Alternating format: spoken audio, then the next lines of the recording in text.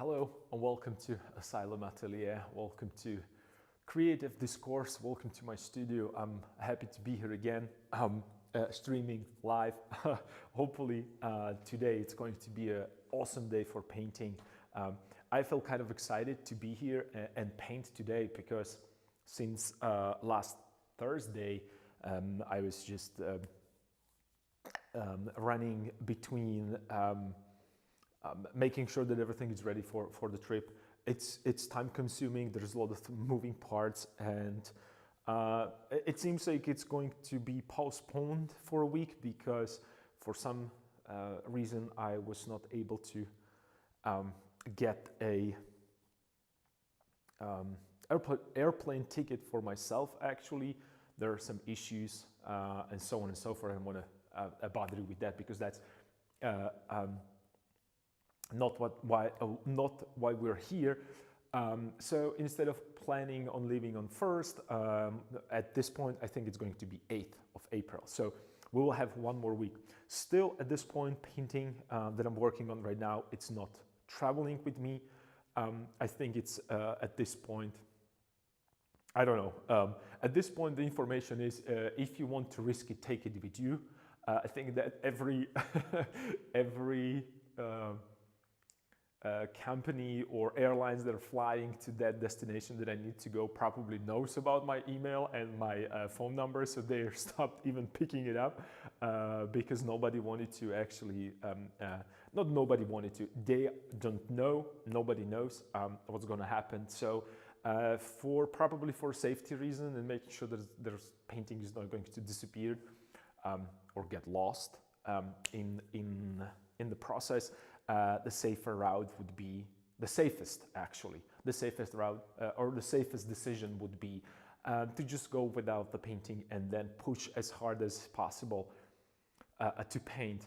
I'm losing another week of painting there, but that's what's up. That's what it is. So it's going to be fun. A roller coaster ride that I'm inviting you to actually stream live from the comfort of your own home if you want to see this disaster. So we have the Frankenstein of a painting that we worked on for so long together because I feel this is a group effort, truly. All our insights, discussions, and being here and trying to be on time all the time and trying to actually produce something meaningful. So that's just we can just leave it here, and then there's going to be another exciting, maybe something that you don't see very often, but it happens time to time, especially with work as large in scale as this one. And these are by all means, these are not the biggest paintings that you could see or find, but these are fairly big, considered, even today when most of the work is being done digitally. So anyway, and it's also, we already scale it down a bunch. So there's that. So yeah, it's going to be fun to see whether or not I'm able to actually paint fast and not overthink things, which I doubt, but I'll do everything that it's possible there. So like I mentioned a couple videos before, a couple streams before, it's going to be uphill battle, but I'm ready. Hopefully you're ready as well. And that being said, I invite you to join me and paint alongside. It would be awesome, and that's actually the only way how to really enjoy the stream, how to really enjoy to participate, because it's I'm repeating myself over and over again here with things like most of the information that we talk about, it's philosophical, or rather, I should say it's abstract in terms of these are just words. Answers are in practice. That means that answers are right here on my painting and at home at your painting. So in order to really fully enjoy and be part of the discussion, and not only participating and also receiving that on your end, you really have to put a work into your creative projects. And that, I'm talking about the painting, but we can apply these information to basically everything. Because there is nothing, I'm not saying anything new here, I'm not saying anything revolutionary. Sometimes, time to time, some of my ideas might be controversial, but when I say not even controversial, they're maybe not as widely popular amongst the paper, amongst the painter that you might see online, only because it's just this is a little bit more advanced approach towards painting. So, and in any case, if you feel that you might, you're not, you don't understand, or you're not sure if you are, if you're not sure whether or not these informations are right for you or correct for you, by all means, please join the discussion, ask more questions, or maybe bring some of your own experience. That would be awesome, because that's that creative discourse that I and together with you trying to create here. So that's for the introduction. It's going to be fun to see what's going to happen. And since all that pressure that is around, you might think that how am I? How? And this is something that I think that happens to you as well. That you are under the pressure and you don't feel like painting. You feel like things are falling apart in front of your eyes, and then you want to just sit down and calmly paint. Yeah, it is like that, even for me right now. Fortunately, I just like painting, and not only it makes me happy and it excites me to paint, it also calms me down. So there are things that I cannot really, at this point, I can't do anything with it. There is no way that maybe I could have my own plane, perhaps that will help, but it's just that's out of the question even. So I'm trying very, very hard not to be bothered by that information, and I want to put all of my energy into painting rather than constant complaining, because I love to complain enormously. Let me just adjust the camera, because I see the camera is not where I want it to be. Well, perfect for now. Okay, let me just read a couple of comments. That's annoying. If it helps, I'll definitely be here cheering you on. Oh, that's awesome. And paint with you. Perfect. That's all I ask for. I'm working on the 7th piece. I wanted to see if I can finish it in time for next week gallery, using fast drying medium and hoping for the best. So you could say I'm a little in hurry. So I feel you. You are GM7. Here's the thing. Not only that I would love to be there. I'm gonna be there at your gallery opening with Spirit, and I'm here with you right now, and I understand how difficult it is to work under the pressure. So let's just calm down. It's fine. It's going to be fine. There is no there are no lives in stake. So we can really push through and deal with this. And I was checking on your progress with your work. It looks amazing. I think that you are a great and talented painter, so you shouldn't be worried about the success of your exhibition. But let me put this. However, or but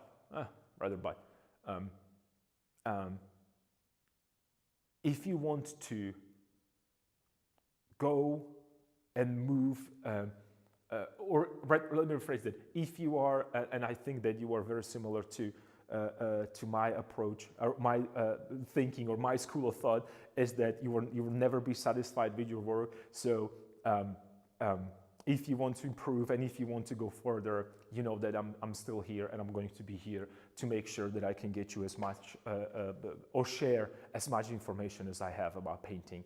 And the only thing going towards the email that you sent to me that I would really, really look into it is that saturation, or rather, I should say chroma. So that's something that you if you push even harder and you really I almost want you to take a pigment straight out of a tube and put it there so you can see how much more you can push it if you really want to. But that being said, I would be very careful, because if you start messing up with the chroma and you are not sure, I would leave this for a Bad Painting Fridays, because then there is no harm done. You can actually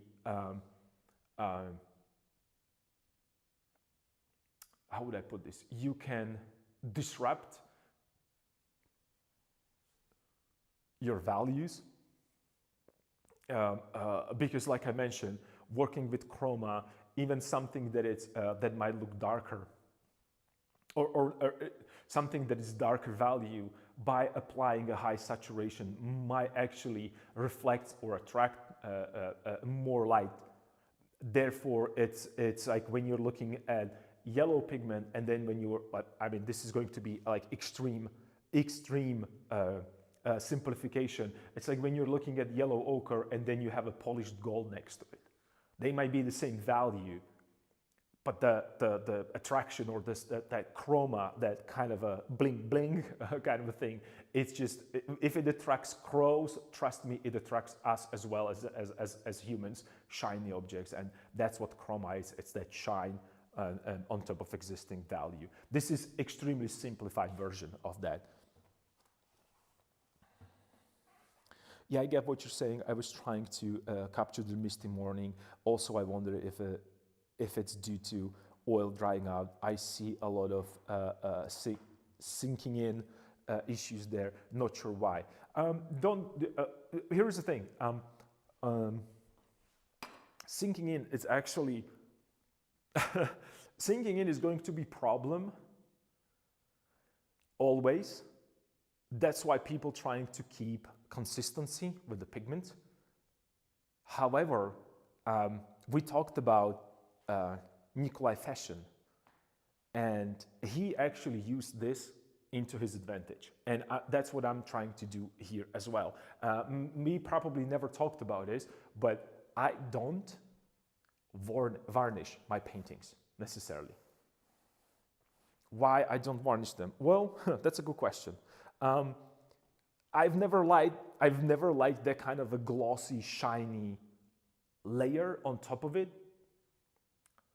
And then I realized by observing, and then also testing on my own, that having paint that it's sinking in and the paint that it's more stable or glossy rather, so it does not sink in as much as the others, you can take it as advantage as another layer of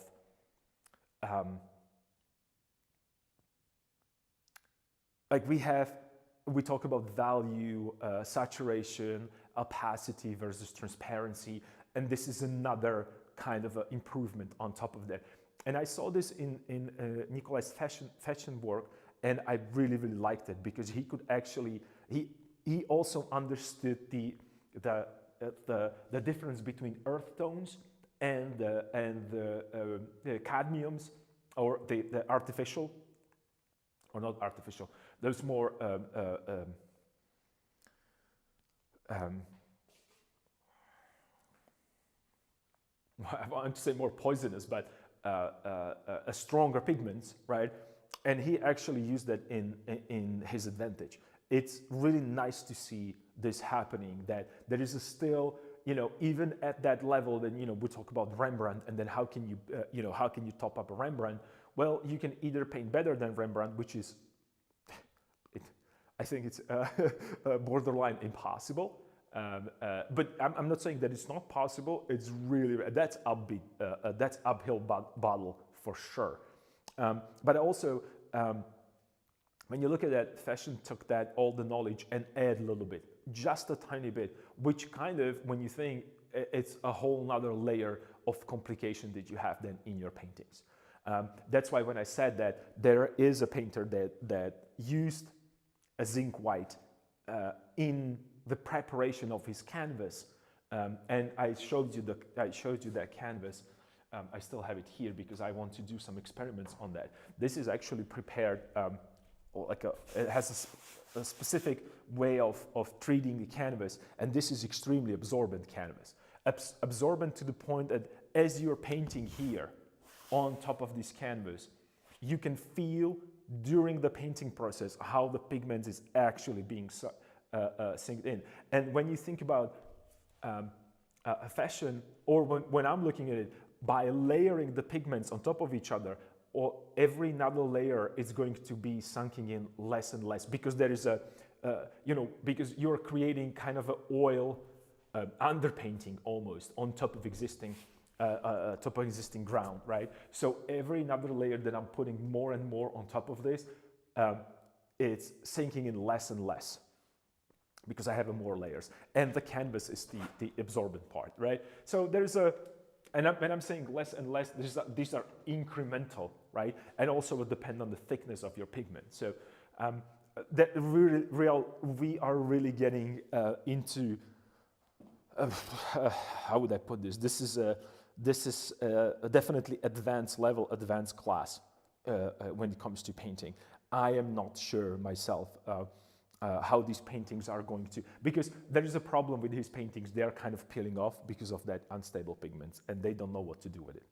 And when I say they, I mean restorators. So you have to be very careful. If you own original Nikolai Fashion, I would probably most likely keep it in the safe. So not because I don't want it to show, not because I don't want to look at it. I would be afraid that it's just going to fall apart. That's what it is. It's something similar.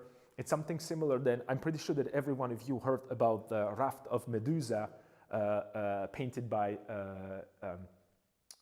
Giracol. I don't know how to pronounce his name properly. But it's the famous painting that was painted with asphaltum, if I'm not mistaken. And the idea is that it's getting darker and darker and darker. And there is, as far as I remember when I read it a couple years ago about the painting, that the process, it's unstoppable. So they don't know how to stop it. So like the whole painting at one point is going to be so dark that you barely would be able to see it. So if you haven't seen the Raft of Medusa by Giracol, I'm sorry for the pronunciation. I really don't know how to pronounce his name properly. You probably wanted to see it right now because you might not be able to ever see it ever again. I don't know if this is true. There was some research done with this painting. I don't know how much they progressed because technology goes forward every day, light speed actually exponentially. So maybe they have some way to save it. At this point, last time when I read about it, like I said, a couple of years ago, they were kind of like, well, this is what it is, and we don't know what to do. So I hope that I'm wrong. I hope that they found some other. Hey, Myron, how's it going, dog?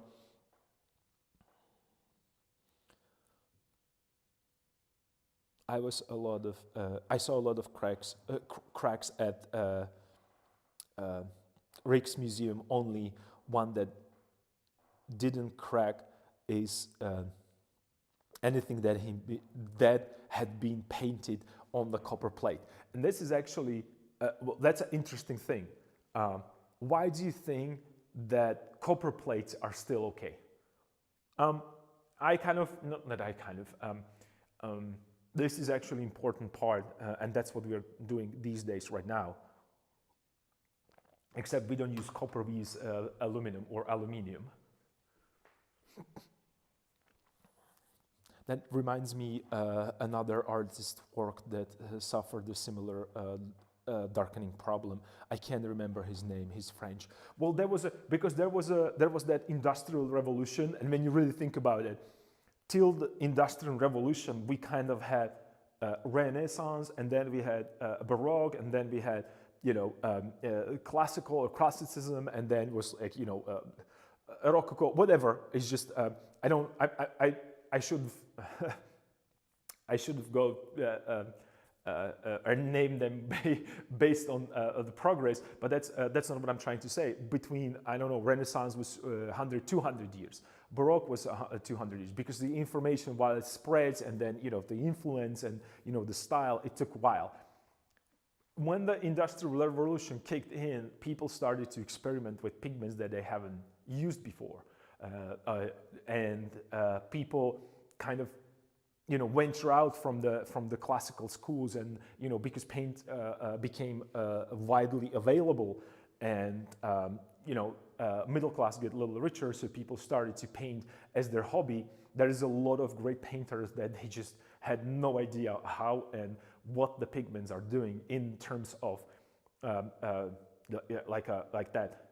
A process of, you know, fed over lean, or don't mix these pigments together. There was a lot of kind of a wild information, and I think right now we finally settled back into that we have we have more information about what's going to happen with this pigment. So I think this is a great time for anyone who wants to or wanted to paint, because there is a lot of information there, and a lot of tests has been done. The idea with the copper, so I'll get back to it.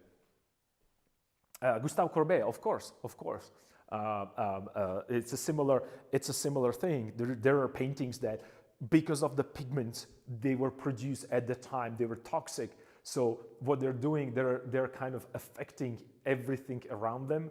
So, and I'm not a chemist, so you should, as I'm picturing it, because of these mixtures, they get affected, and the similar chemical reaction is kind of like a spreading through the painting. That's my very basic idea, visual idea of what's happening with them. Like I said, coming back to that copper, the reason I'm pretty sure that's what it has to do with it. It's because, look at this canvas right here. This is very, very flexible.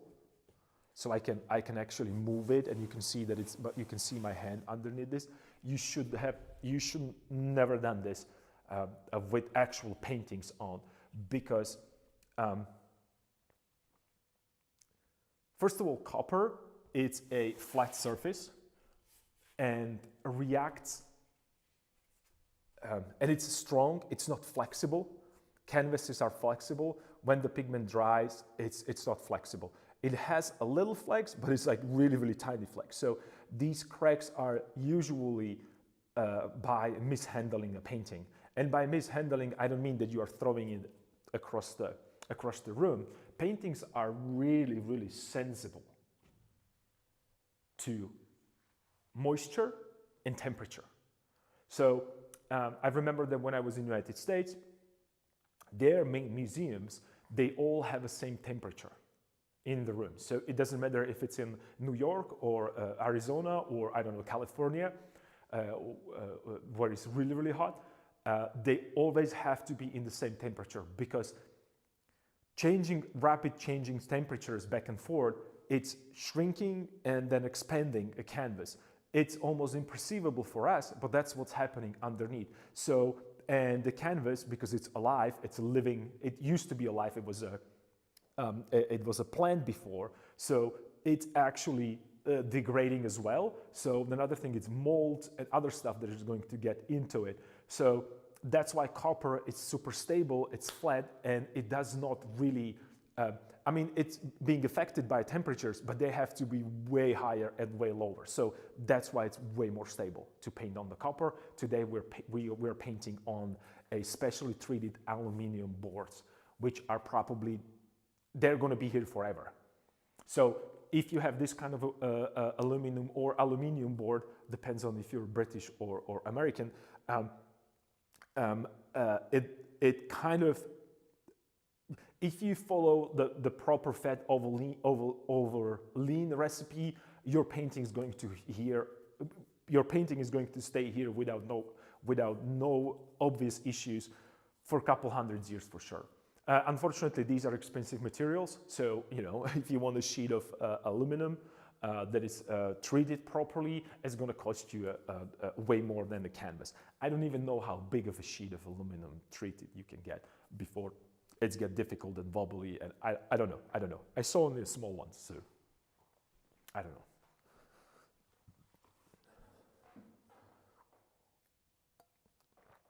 His problem was that he used too much charcoal for his under drawing. That is the pigments become transparent on a time. Well, you can guess what happens. Become more transparent. I can't English today. That's okay. My brain is not braining either, so you're fine with your English. Trust me. Yeah, and the canvas can expand and shrink due to humidity and temperature. That kind of because. Charcoal and underpainting, yes, it is true, because here is the thing. I use charcoal into my paintings, but then I'm trying to either not wash it away, but kind of paint over it, or there are some ideas about when you have a painting in this stage, you can make a preliminary a layer with oil, right? So you can because this fully dried, let's say, area right here, it's not only the problem is not only that that it's not sticky, so your paint layers are not sticking together very well, but also oil, it's the sticky part in the paint, right? So creating a very thin layer, when I'm saying thin, I really mean thin layer, in between layers, in between super dry layers. And when I say super dry, this is fairly dry out, the area right here. So I would probably oil in these things. These are still, some of these areas are still wet, so I wouldn't need to do that. So I also heard the idea that you should actually use like something like retouch varnish, just to cover it with the retouch varnish into these very old areas, right? Because this is not fully dry, but this is totally fine, or this is in that stage of very difficult to start painting on top of it without oiling in. It's not absolutely necessary, maybe, I don't know, because I don't have 100 years of experience with my own paintings and what's going to happen to them, right? So I can't really.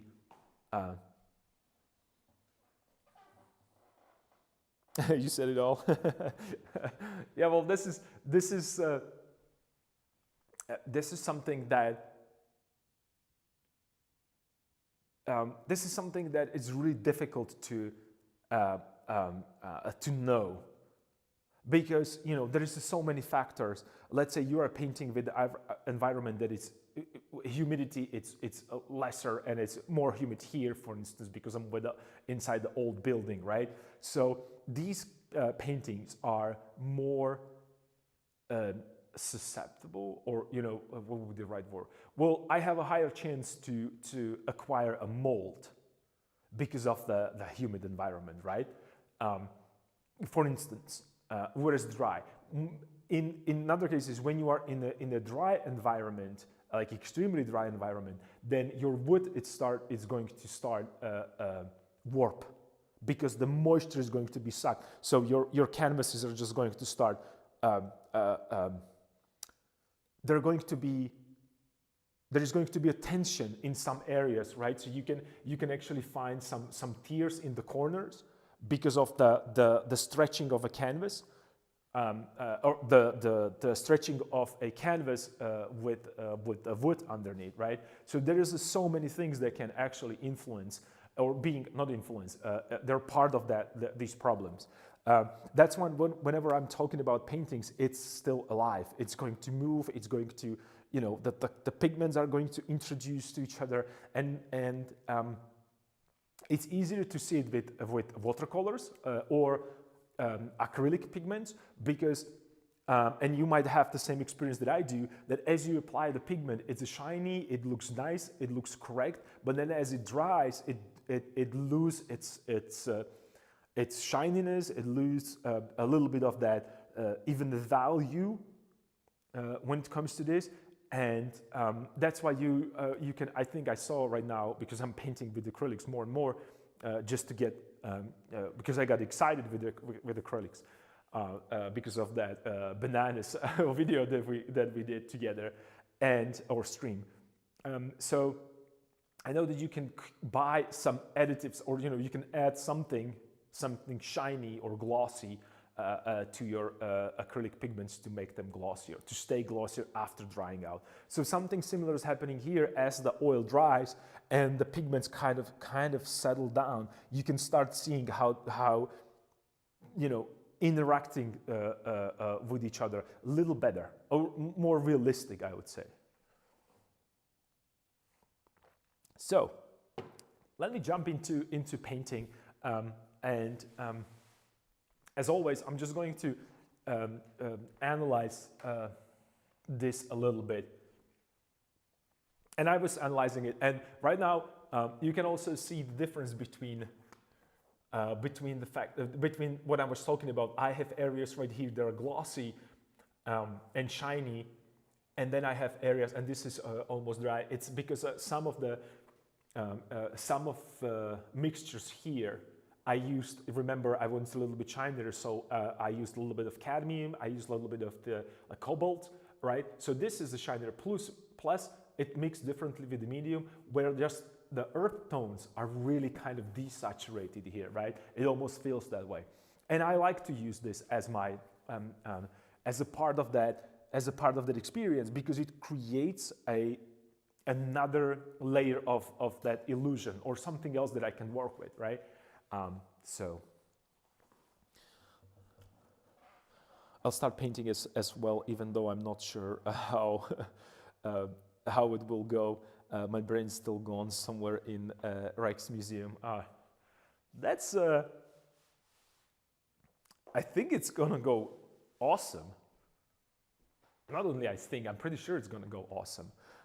Let me grab my palette knife and maybe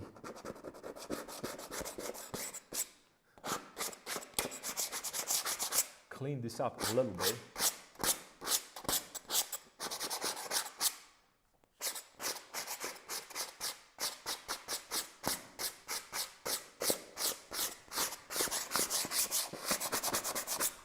Because this is what I want to focus today. I would like to resolve this area a little bit more, and then we can just push with the grass finally.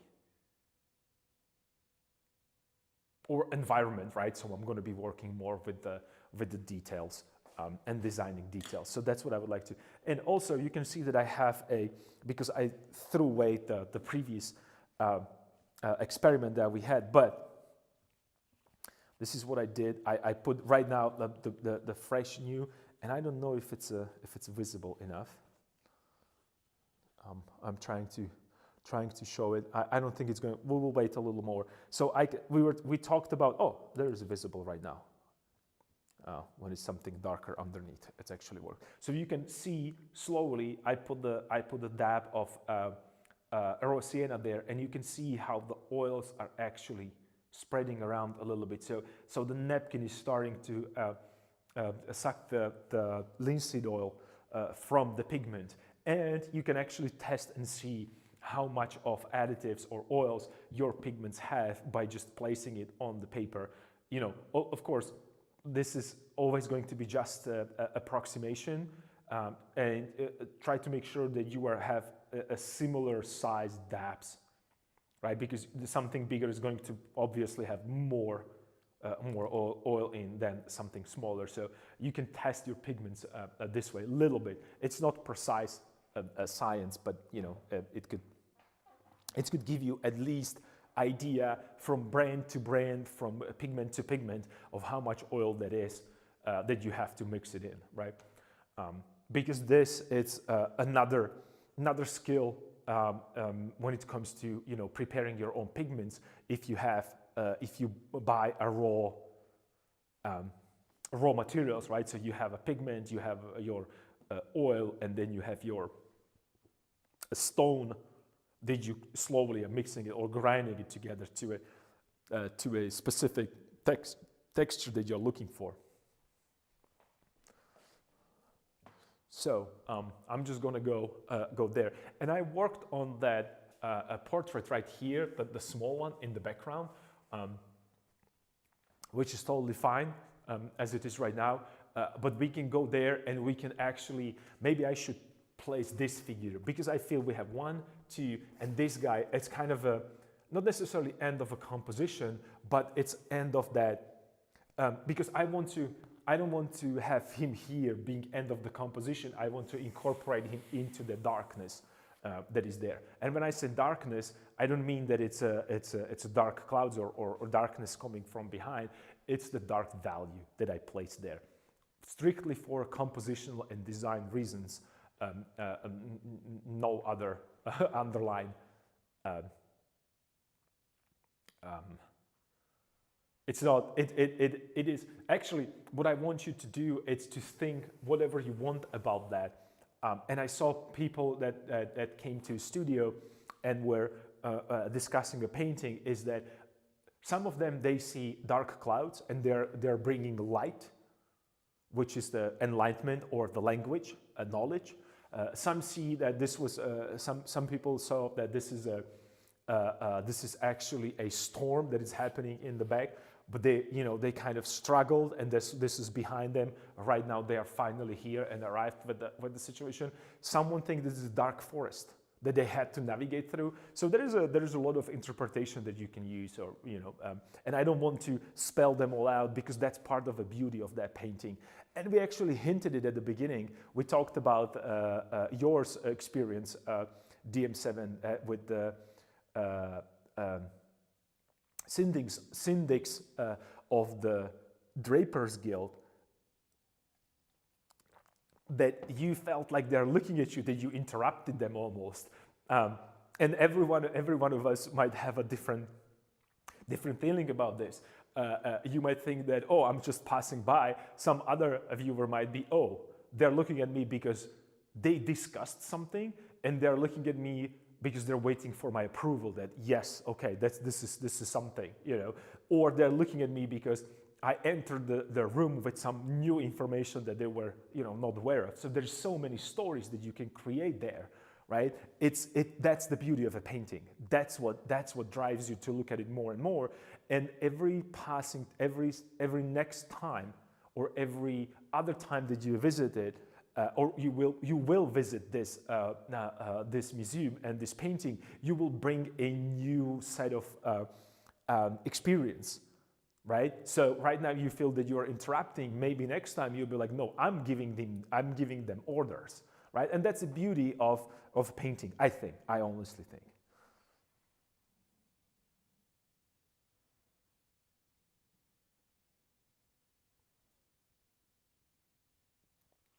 It's that you're absolutely right. The master creates that atmosphere that you can choose what it is for you. That's why Rembrandt is master. You're absolutely right. You're absolutely right. He caught that moment. That was unheard of before that. I mean, I think that the most, like a first one that he created was the very well known, and I saw that painting in LACMA in LA. It's that painting with a leather in the hand, half open or open, but you can see a little bit. You can't. I don't know if you can read exactly what it is, but you can actually. It was the first kind of idea of. It's not just a stage portrait, right? So it wasn't just like, oh, these are staged or he's standing like this. It was more human-like, confidential even, that you caught that person in doing something that he would do probably in his private moment, because it's just opening the letter. You don't know what's going to be there. You don't know how you're going to react. So Rembrandt kind of caught that moment of, okay, so this is, and he's looking at me because I am part of that letter. Am I together with that information? So suddenly you are creating a dialogue with that portrait, which is awesome. It's not necessarily dialogue that we are talking to each other, but there is that kind of a interaction going back and forth, Like, why is he looking at me and holding the leather? And for us right now, today in 2025, we're just like, what? This is just okay. Well, no brainer, of course. But in a couple hundred years ago, before you've seen, like you were used to see just the portraits of probably in the church, something like this showed up. I think it was it was controversial. It was extremely controversial.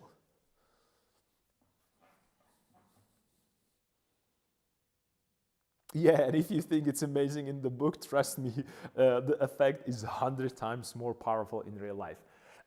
Yes. If you are someone who is interested in paintings and enjoy not only painting, but also looking at the paintings, yes. Or if you're a fan of art or Rembrandt, it's 100 times more powerful. That's I can't disagree with the statement. Actually, I cannot agree more with you. So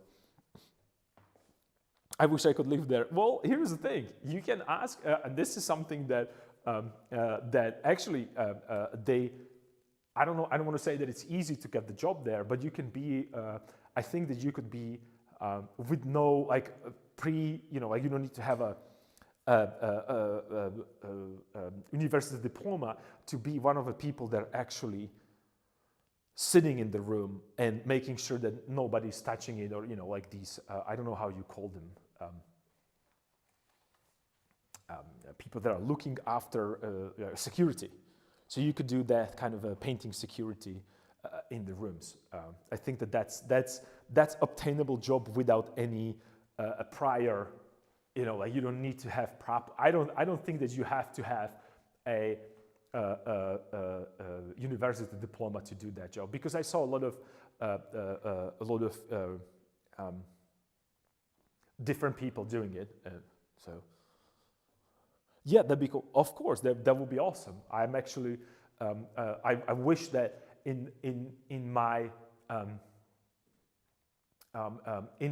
area.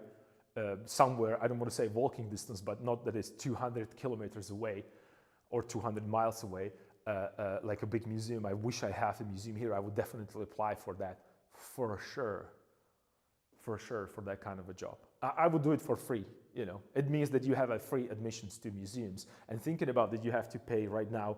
I think in Vienna, I had to pay 20 euros to get into museum. That's a steep price. If you want to be there every day, as I would like to. All right, so I'm going to be working on this guy. I'm gonna really look at him, and then I'm going to jump to this this silhouette a little bit more, so I can place this guy, and then I have to figure it out, this part right here. So it's going to be a fun day today. I think. But I might be surprised. There's I kind of like what's happening here. I have to say that this randomness that we created together by trial and error and starting to work, I might do little adjustments, just a tiny adjustments. But he looks like he's moving forward right now, and I like that very, very much. Also, we have that little bit of a light area going here, so that's his knee showing through, and then I have to make sure that I create a nice foot there. So that's going to be another. A task for today. Let's see how much I can achieve.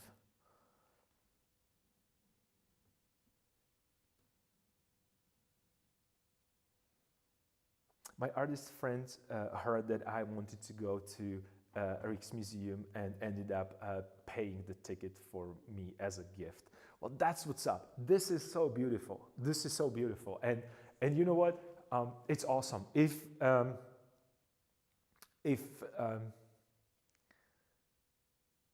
this is a proof of still, even though no matter what they are telling us or what you see in the TV, this world is still full of good people, and you just and if you're If you're good, I'm pretty sure that they're, as the bad people are meeting, we should start have our good people meetings, I think, and just talk about the good stuff that is there. So awesome. I support this. So it's great.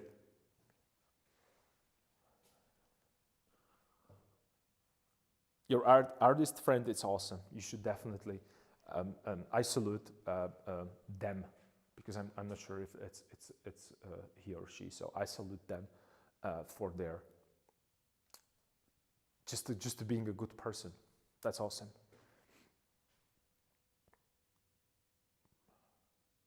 All right, I'm still looking back and forth because right now I want to move it here because I want to be close to action. When I say close to action, I want to be close to the palette, and I want to put it into that kind of a nice position right here.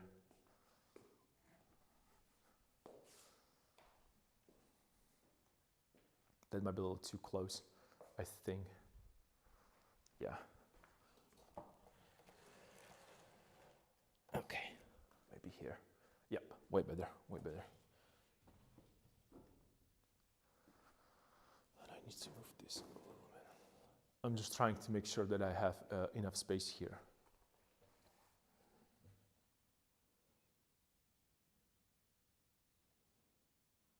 Well, I'm just rambling how awesome all is. I need to make awesome paintings too. Oh, welcome to my world. I can talk about Rembrandt all day long, every day. So I feel you. Now you know how I feel when I'm trying to be productive. But how can you if you have a, Rembrandt in I don't want to say walking distance, but bus ride away. So I feel you.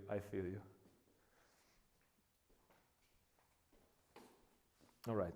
You can see like it's slowly going more and more. I don't know if it's visible. I don't know, but I can see it. So we'll wait and let's that pigment do its magic. Ooh, right now it's way better visible. Okay, so I was right with the black or something dark underneath. So I don't want to.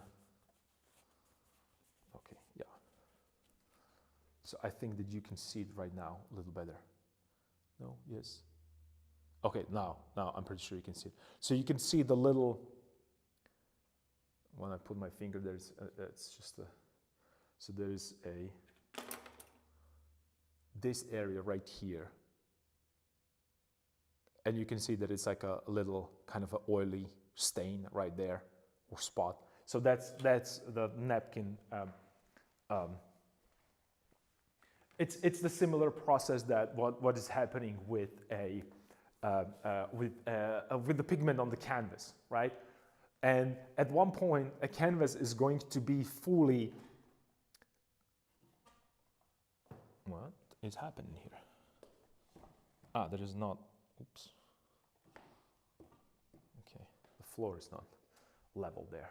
So that's just annoying. So what I'm trying to say is that at one point, like with everything, at one point the canvas is going to be kind of filled in with that oil, and that's and it's not something that you would probably perceive with your eye at the beginning, but the more layers you have, the better you feel to paint on top of it.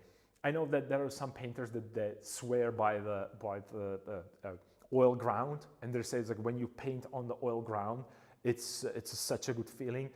I totally understand that, but since I'm working with layers, for me, oil ground, it's going to happen naturally with actual oil paint on top of it. So I don't really need to have that, if that makes sense.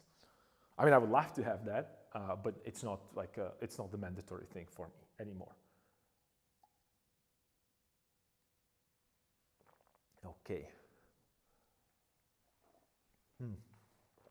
I'm again talking way too much, and it's cold here, but we have a perfect weather because it's cloudy, it's overcast rather, and there are no shadows, no direct sunlight. So this is probably the best way to view your painting, to see it in that kind of a natural light, because we don't have that much reflection from the buildings, from anywhere else.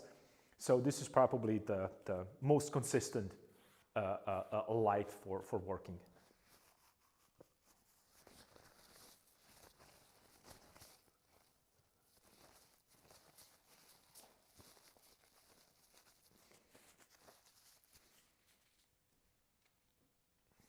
All right.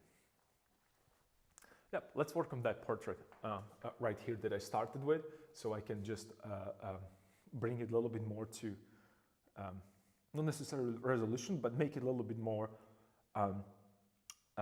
final, would be probably the word that I'm looking for. And I mentioned that I want to have that portrait with like him with like he has a head on top of it, like the one that we talked about. So I again went into doom scrolling.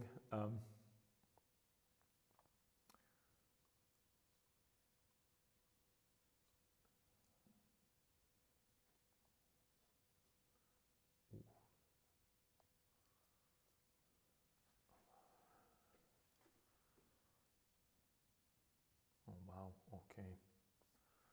Now I see what's up.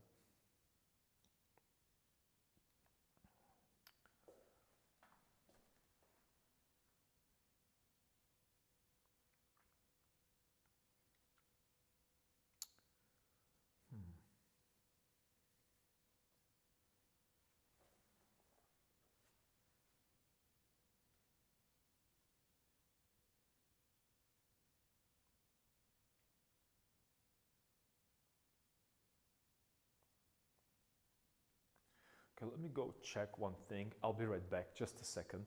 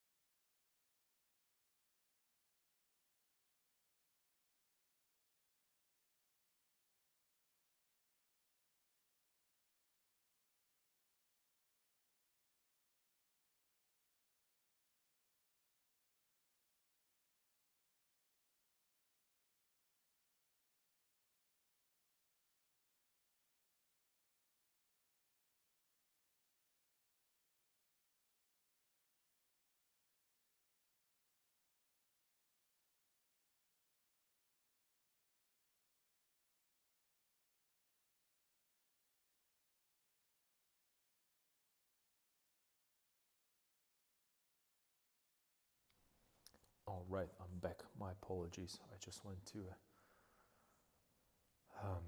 get a warm water for tea. It's really cold here in my studio again, and it's strange. No, it's not strange. It is what it is. It's old building. But I feel like outside, if I'm standing outside, it's like a 10 to 20 degrees warmer than here inside. It's just this is a big freezer here.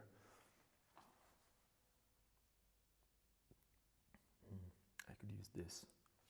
Yeah, I could use this. Or actually, I'm looking for a head references, like cap. The specific, I don't know, the specific headwear that they might have actually wear. Ooh.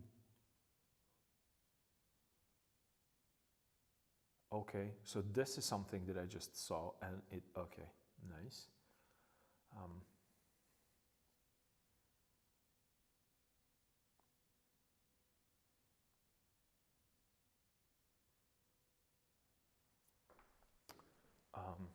Let me see from a distance if that would work. I think it might. I think it might. Okay. Okay, so let me just.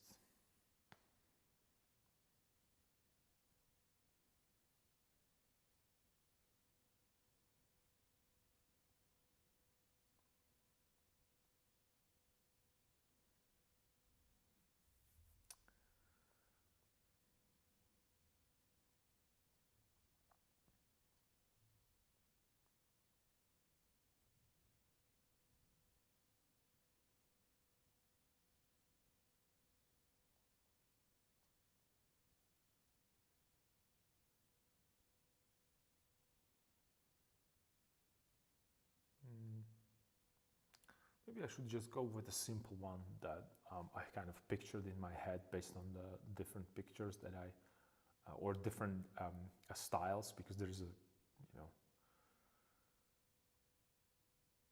there's a bunch of different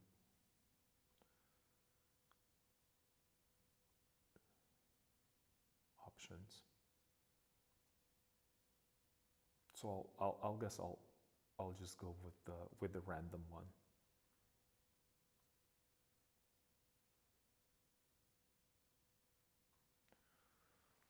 Yeah, that will be probably the easiest way. All right, so I'm just gonna grab a gloves, and probably I'll have to get more pigments on the palette, or maybe not, I don't know. I think that some of them might still be okay.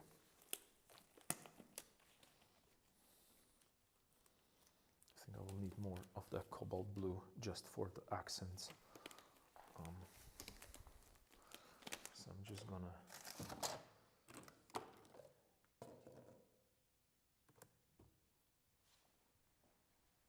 I think I have it here. Yeah. So a little bit more of that cobalt. Just if I want to punch up the saturation a little bit more, a little bit of black. Even my pigments are cold. I can feel that they are, the tubes are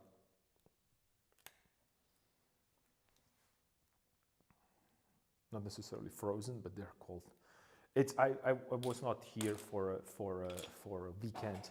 I was dealing with other things, so there's no even a heater on here, so that's what you get. Right, we can dispose this. Where do I have? There it is.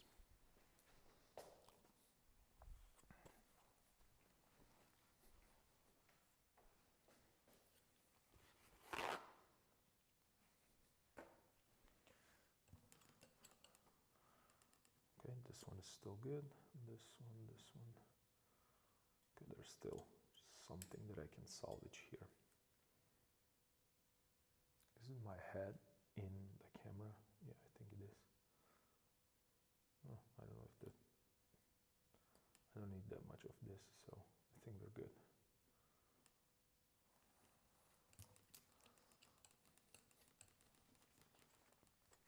All right.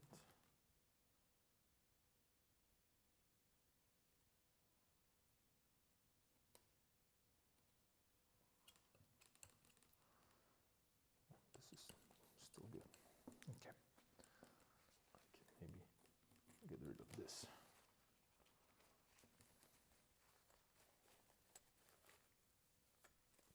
And my white, it's perfect. All right. All right, we're good. So let's look at this. Okay, I'm going to work on a silhouette. That means I'm going to design the shape a little better, because that's something that I'm interested in. At the beginning, you already probably know that. So let's grab these fan brushes.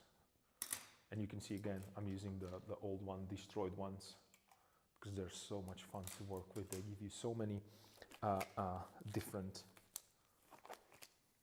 options.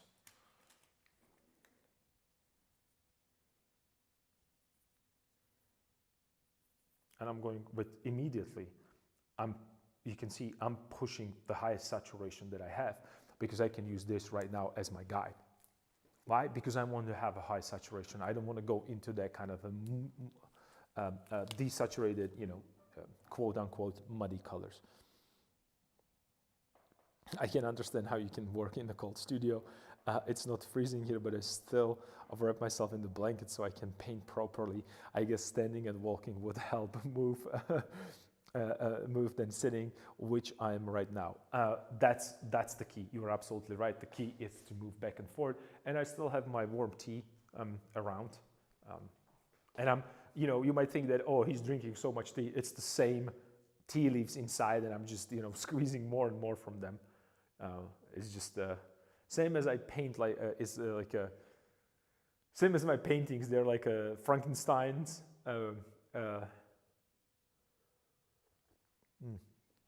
Tea is super cool.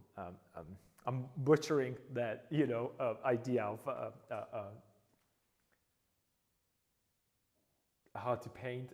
Same goes for the traditional, like people that really enjoy drinking tea and have tea ceremonies and so on and so forth. So I am like I'm the enemy of that, definitely.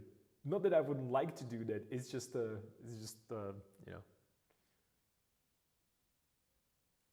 what I'm working on right now, it's that silhouette. And I'm pushing it with red because I want to see it from a distance.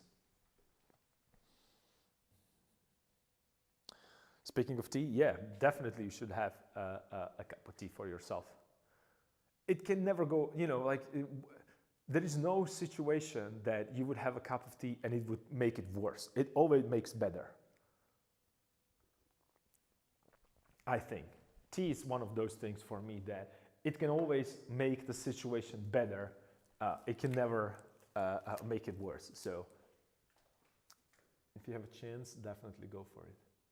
Let me put a little bit more of that redness there, just so I have something to work with. Because I want to create a little bit more of that, how do you call it, a little bit more of a contrast? Variety, let's say. Only cold tea would make it worse. Well, in the cold weather, yes. In the cold weather, yes. But in like in a scorching hot, which is 25 Celsius and more for me, it's already scorching hot. Iced tea works very well.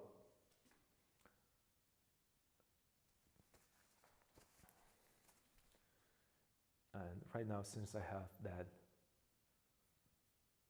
warm value, high saturation, I'm gonna a little bit with desaturated, lighter value, or same value rather. It's a little light, but it's okay because this is darker. So I'm just going to introduce that there.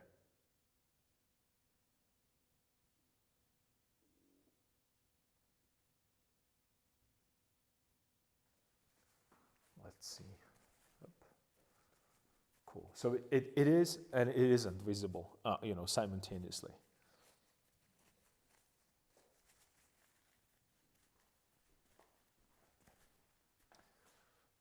Maybe a little bit more on this side, slightly warmer. Yep.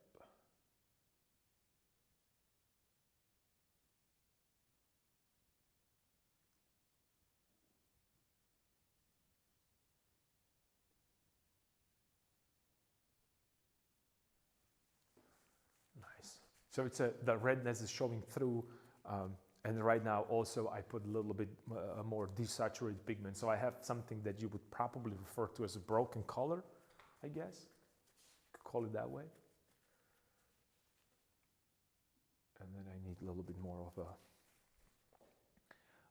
shadow.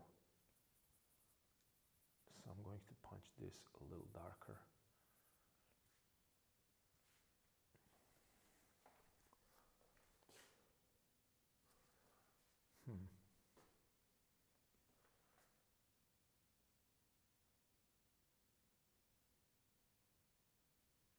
So I could actually put the shadow right here underneath and here as well. Cool, just a little bit. So it shows his head. Nice. And let me maybe push this a little bit more.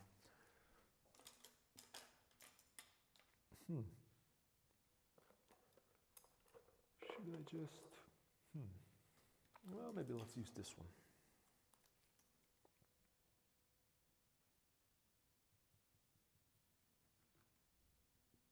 Okay, so this could be a highlight, that's fine. Or not a highlight, that could be a,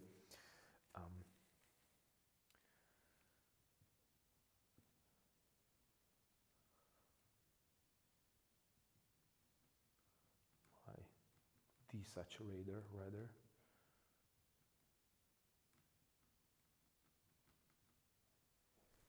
See, it's up. I think this is too dark though. Well, maybe not. So what I'm doing right now with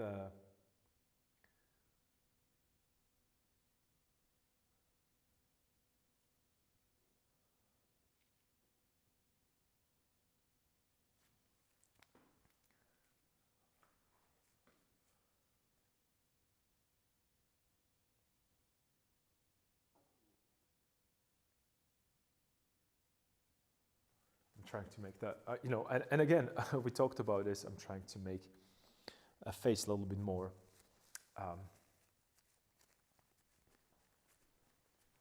three-dimensional.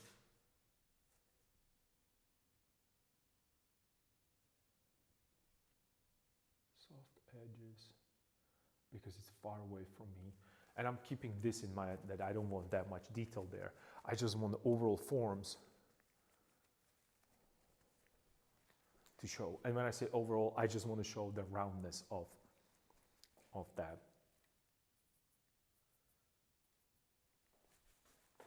that portrait. And maybe a little bit of a shadow underneath the nose. And then a little shadow in eyes. A little bit more.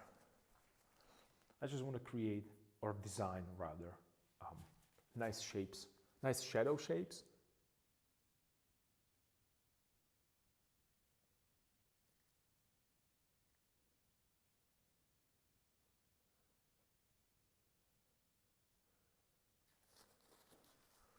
Which will give that feeling of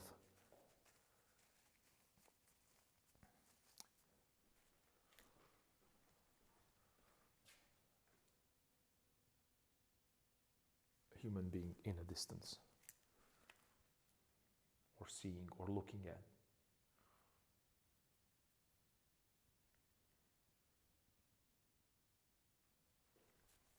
So I don't want to push any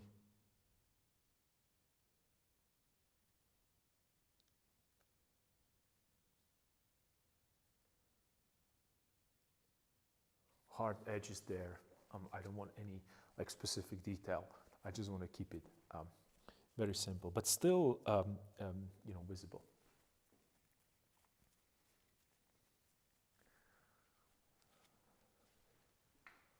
And then also when I finish this, which is the figure furthest away from us, then maybe we could do some figures here, but that would be just a silhouette. You know, like I was planning to put some of them here, just to see what happens. But it's not like they're not necessary there, I think. But what I'm trying to say is that this is going to be the portrait that is furthest away from me. So he's going to set up the tone for how much then I have to push this portrait, and then this portrait, and then this portrait, if I so choose to actually proceed with like you know, putting a face there. But I want to. But it should be, again, subdued, right? Because his head is fully kind of submerged in not in the water, it's submerged in that hoodie. I don't know if a submerged is it's a right word for this.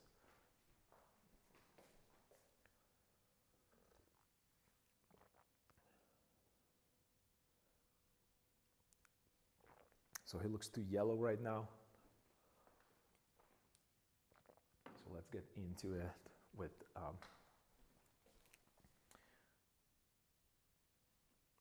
little bit more of that pinkish hue, which will offset that yellow, and it's going to turn a little bit more towards orange. But since there is a lot of white there, it's desaturated, so it's not a big deal.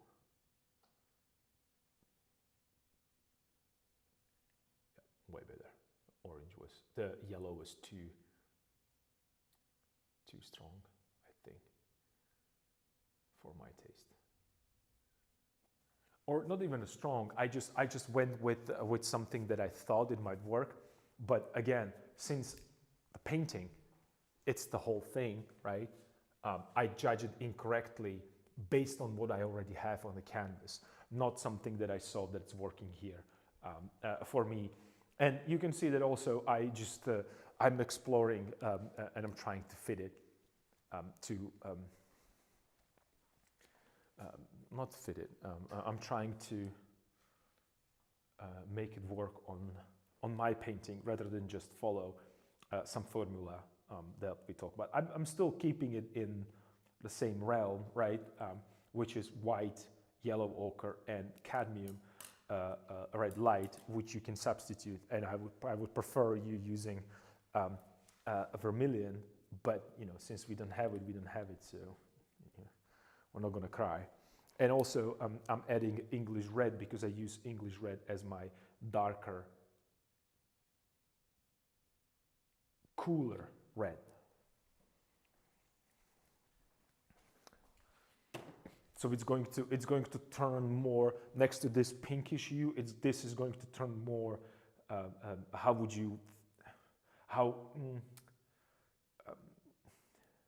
A cadmium, the cadmium, even though it looks very similar to vermilion, somehow if you introduce white into it, it turns into the kind of artificial pinkish hue, where my experience with that English red is that it's a little bit more cooler, subdued kind of a, you know, color, less saturated maybe when introduced with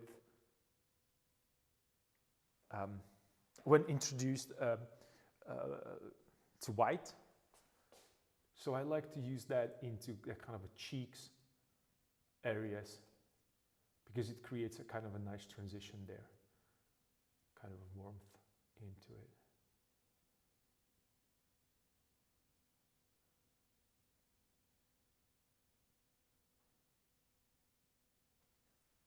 Something that I enjoy when it comes to portrait, these kind of undertone, or I don't even call them undertones. Some would talk about the fact that it's just a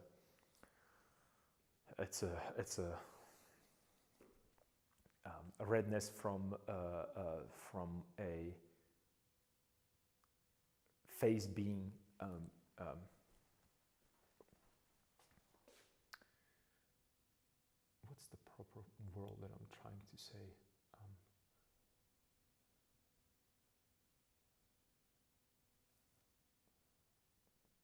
talked about it last time, and I'm blanking the word. So my brain is not braining today whatsoever. Blood vessels, that's what I'm talking about. Some people are talking about the redness is because of the blood vessels underneath, and we should think about that. Some say it's just,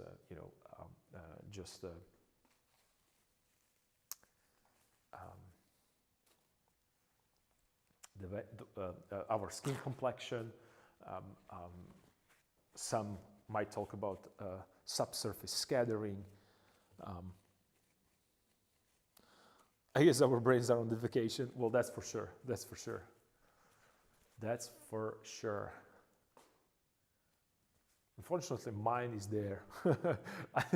I think that my brain moved there indefinitely, I guess. A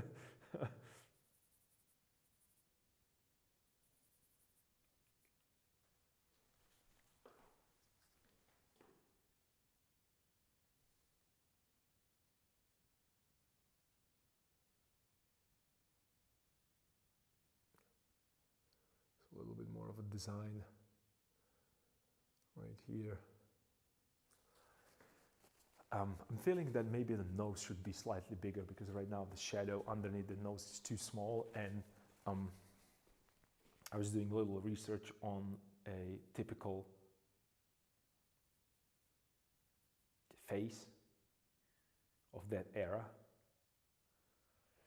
and they have a little bigger noses, because, you know, the same as when you think about the Romans, that they like their noses, they show them that they have them. Especially when we think about, you know, like these busts. These you're probably familiar with, you know, either it's like ancient Greeks or Romans, and Romans copies even. They have like these really, really not, pronounced noses. So since they were from that area of Turkish Greece, today's Turkey, Greece, well, Byzantine Empire basically. So, well, Byzantine, I shouldn't say that because it wasn't necessarily that. It was a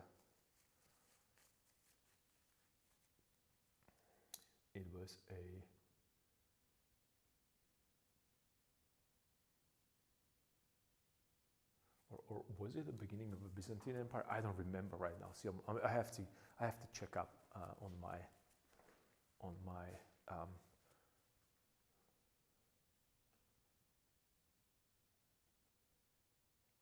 history. What I'm doing right now, I'm really softening that edge, because as I move away, I want to see a difference, but I don't want it to, you know, stands out or jump out on me from that distance. Maybe I could add a little bit more of that skin where the neck is.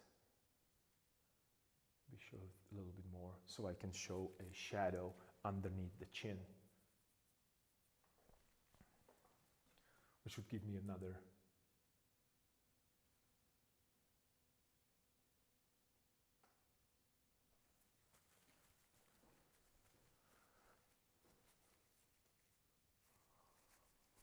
it's another visual clue that this is a human face, right? So because we kind of see always little shadows in the eye sockets, and if we don't have the shadows there, you can at least see a change of a tone. So I'm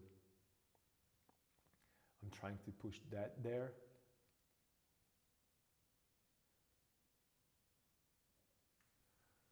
Okay, that might be a little too much.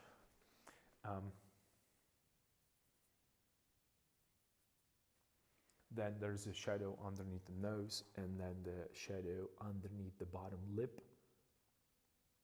and there is a shadow underneath the chin. Kind of creates that, you know,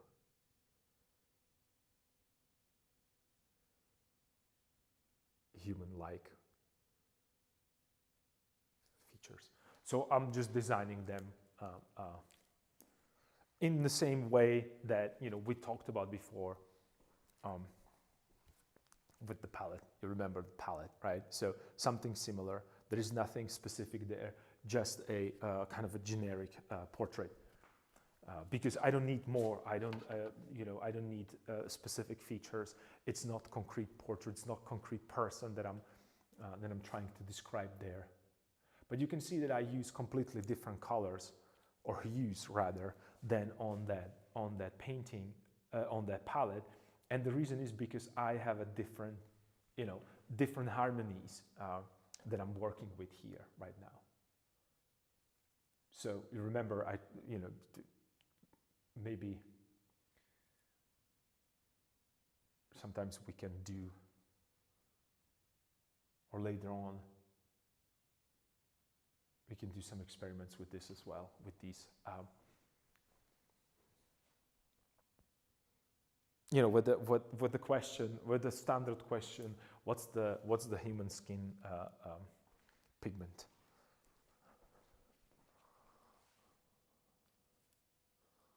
I like the gradient on the palette. You do? Well, that's when you really work with the, I'm working strictly right now with hue rather than with value necessary, right? So I want it to be three-dimensional, but flat at the same time, because it's really, really far away. I don't want it to create like, the full render, because I know if I do that, then I have to bring my A game here, and then I will probably have to bring Rembrandt on right there, which is, I don't want to say it's impossible, but I don't think it's well, it's plausible, but I don't think it will happen. That's what I'm trying to say. So I'm really working with that kind of a idea in mind.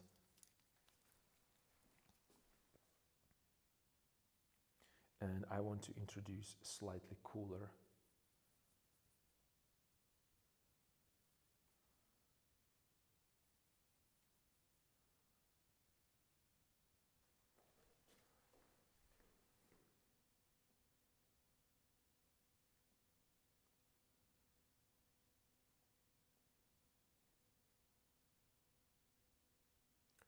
And again, I'm going into existing pigments here, right?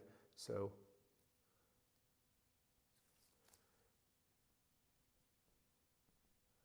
it's painting wet into wet, so I'm trying to give him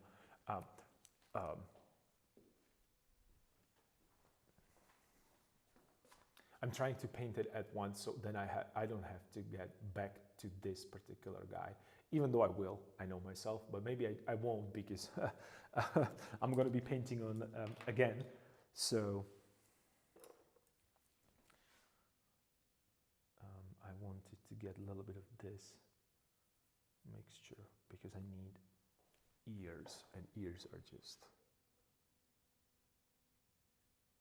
let's put them here so they're slightly redder, a little bit more red into them, and the nose. Okay, right now he's too red, perfect. So I can start correcting it a little bit with this.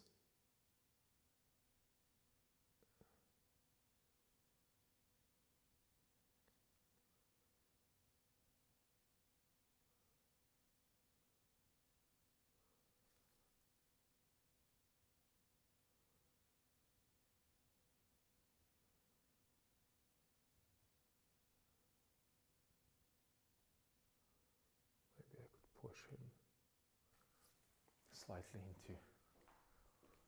in there. Okay, cool. He looks like a weirdo right now, but that's okay. That's fine. That's all good. No worries.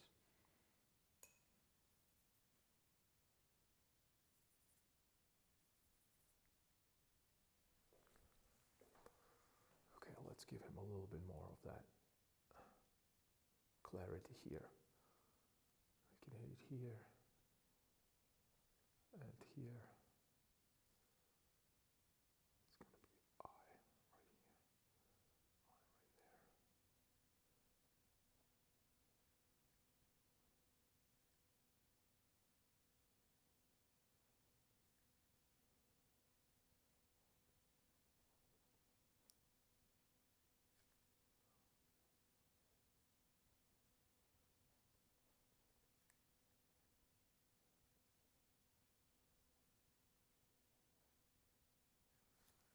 introduce a little bit more of darker value. That's okay because I want to see from a distance.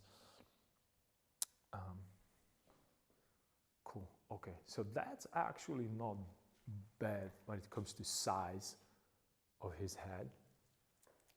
That's kind of gonna work. So let's push it a little bit more.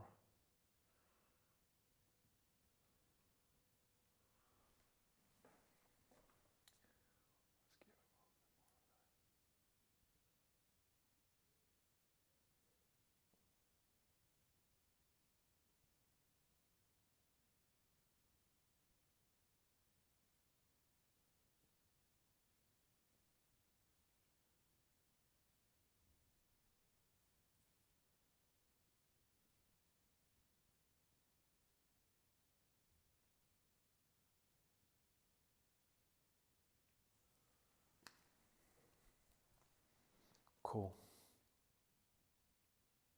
Yep. So right now he's overdone.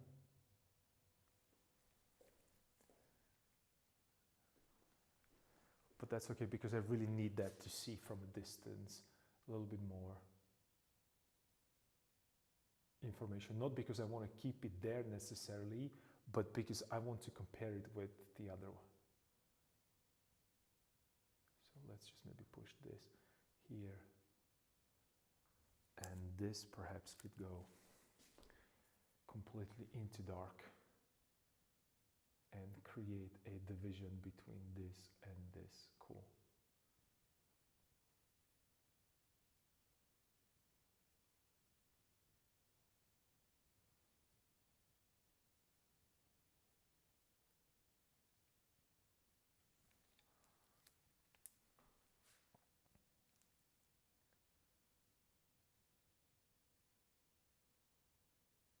A little bit of that ear showing through.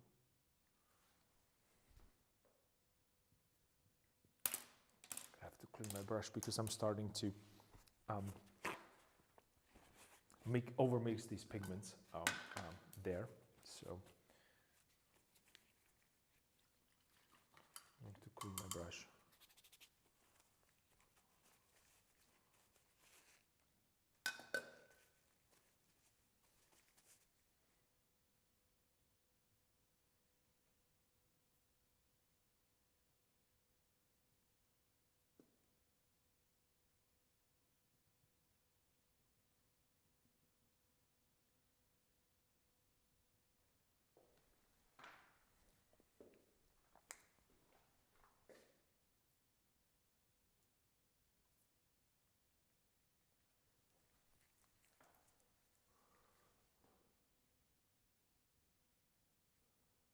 This is where the nose is, so I have to adjust that shadow there. Nice, cool.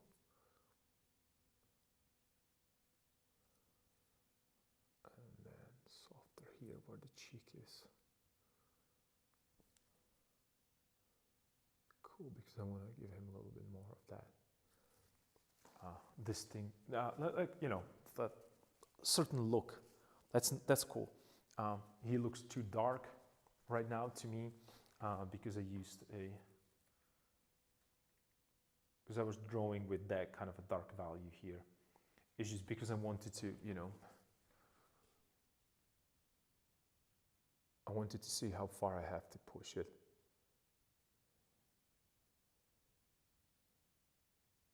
Before it gets ridiculous. And right now I gave him like a big kind of a red lips, so I'm going to correct them right now. So I'm starting with that high saturation because that's something that shows me how far I can go and whether or not this is going to work.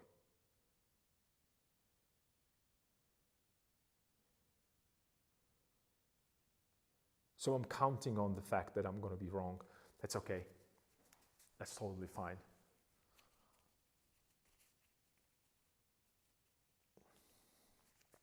Okay, cool.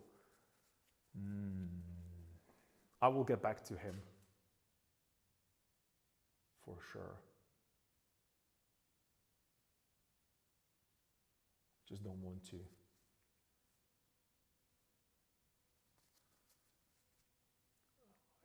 pushed his, not really. If I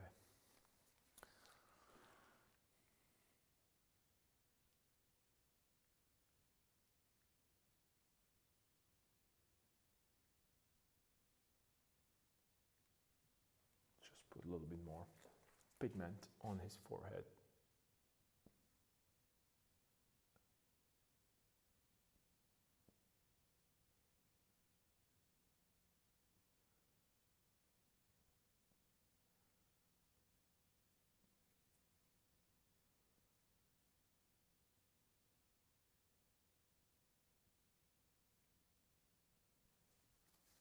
Cool. Nice. Yeah, his eyes are way too dark, but that's okay. Maybe it isn't. Maybe just, maybe I should soften them up a little bit.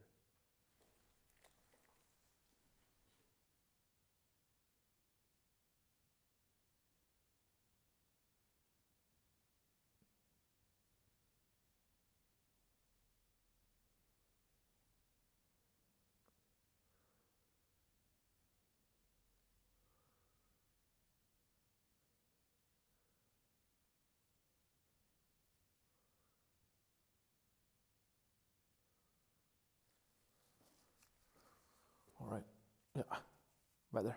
So I made him a little cloudier. That's okay, that's fine for now. He's still sticking out too much from there, but that's cool because right now I can see what I can do with this guy right here and how far I can push this guy. Soften this a little bit.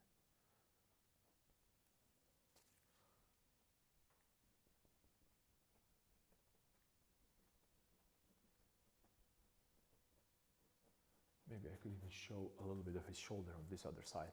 Maybe, let's see. Yeah. I'm making him lighter than it is, and the reason, and it's because I'm looking, I told you that I shouldn't do it, but I'm trying to connect it here because I want to lighten this up a little bit. This is too dark around him, right? So I'm going to be working on that a little bit. So he's slightly lighter, but that's okay because I can work with the lighter values. Because the painting, it was too dark. I hope that you can see this area right here. I'm pretty sure you can. It's like a darker area that kind of makes no sense there. Around this. This might actually stay as it is because I kind of like the randomness here that's happening, and if this is like an abstract art happening right there. And I'll see what when I move here, and we'll do a little bit more. So it looks like the land is progressing towards us. What's going to happen here? Because right now this is a flat shape, and it looks like a flat, but maybe I could create a little bit more of that. Feeling of a perspective as it goes into distance. I think it would be beneficial. So it kind of connects, or kind of brings the idea of that it's, they're traveling from the back, or they're, approaching us. And as it, if this is a horizon, so as it progresses towards us, maybe with some, like specific, and this is something that if you are not, and I am not, if you're not really that good when it comes to landscapes, this is the reason why you have to paint a lot of landscapes, because right now the painting is suffering. You are really, really good with the portraits and, let's say, I don't know, hands or maybe feet, right? Or maybe objects, maybe still life, right? But then, your painting is going to suffer because you're introducing the new, I don't want to say new element, but this is, having figures holding objects in the environment. That's why it's called, that's why it's on the top of the pyramid, because you have to know landscapes, you have to know portraits, hands, and everything that goes with the human anatomy. Also, something that I specifically not included here are the animals, because I not suffer, but that causing me, you can tell that I'm overworking animals because I'm not sure about their structure. I don't have that many animal paintings painted. So that would be kind of, I'm not sure how would I approach that problem? But hear me out. If composition needs an animal inside, or it's a part of the idea, then you just, you will just have to paint it somehow. You have to.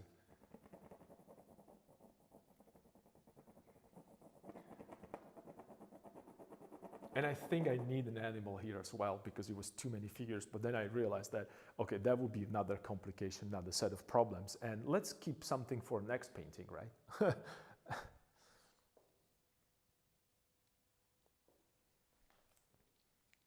Okay, so we have a figure in the back looking straight towards at us. That's fine. But right now he's definitely more defined than some of the figures here in the back, which is okay. I can always, soften it later on. It's always easier for me to go and paint over it when it's too much.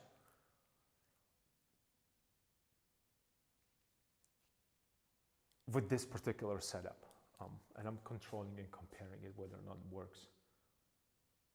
Maybe I could make a little bit more, a little less contrast here. Yeah. Oh yeah.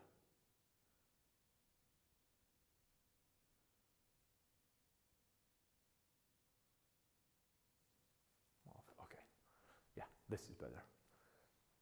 It's just a few features on his face were a little bit too contrasty, so I soften it a little bit, but it's just a touch.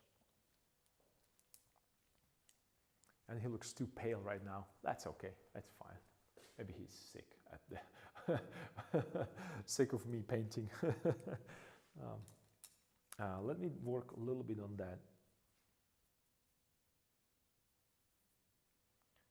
background.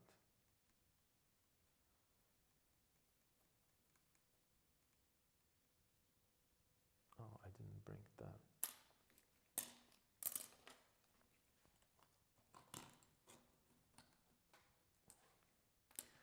The amber.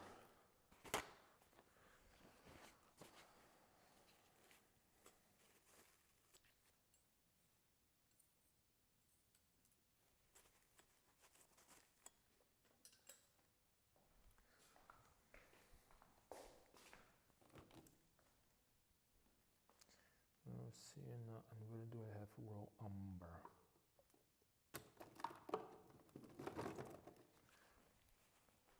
Found it.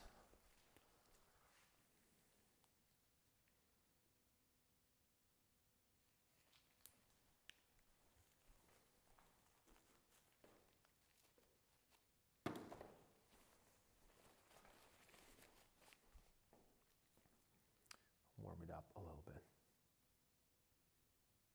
Nice.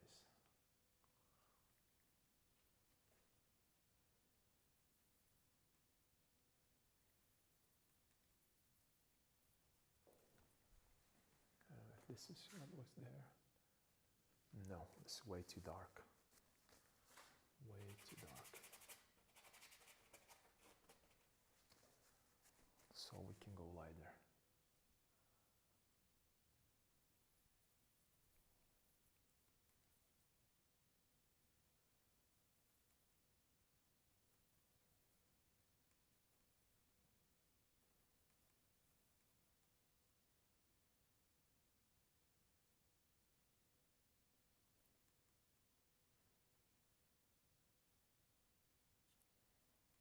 I'm trying to load the brush with the pigment. This might be too bright, too light, perhaps. I don't know. Let's see.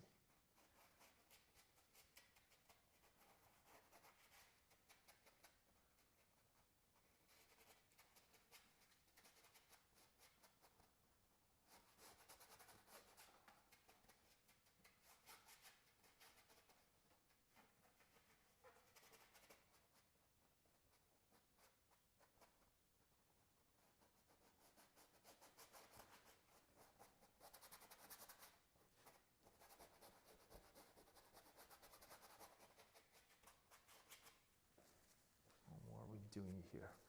Yeah. Cool. Cool. Right now it's and let's let's warm it up a little bit. So we have a randomness happening there.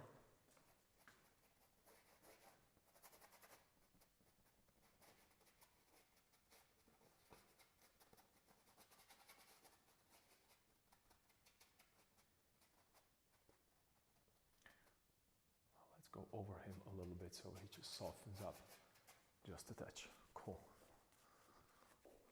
Yeah. Still dark value, but belongs a little bit more right now. Cool. Nice. Nice. We introduced another random shape there. And I'm going to wait right now because there are areas right here the canvas is going to show through, so it's going to darken a little bit. And as because I used a earth tones, it's going to sink in a little bit, so it's going to be slightly desaturated. Right now it looks too much, but that's okay. That's okay. No worries about that. Maybe I could push it with just a touch of, just to hit it a little bit, just for fun. Something warmer. Just for fun.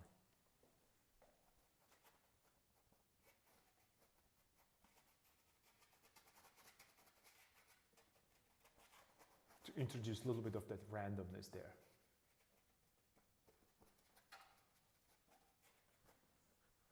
Cool. So I'm going to have that kind of a warm, cool playing there. And we kind of matched exactly what was happening on the other side. So that's pretty cool.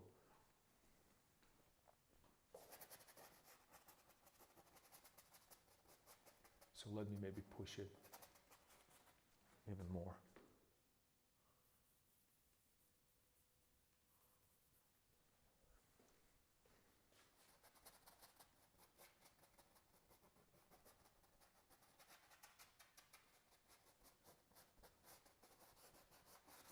And let's see what's going to happen there. Cool. Yeah. Nice. Nice. Which right now you can see how, like you would say that this and this is the same pigment, but it isn't. And this is why I really like to always paint with a clean palette. Because even no matter how no matter how good you are, it's really, really difficult to mix one-to-one that pigment. And not only that, you can actually mix one-to-one, but to create these transitions that are here, they were created by layers, not necessarily by mixing the pigments. So there is a lot of optical mixtures happening, which is, I think, the really cool part. Right now, he looks like he lost his head on the top because I went over him with the brushes. And right now, since I worked on the head, I can actually bring this almost pure raw sienna there, just lie there. Just because I have some mixtures already there, multiple of them. I'm just going to, because I'm working with the same value, just a different temperature. Oh, different hue rather.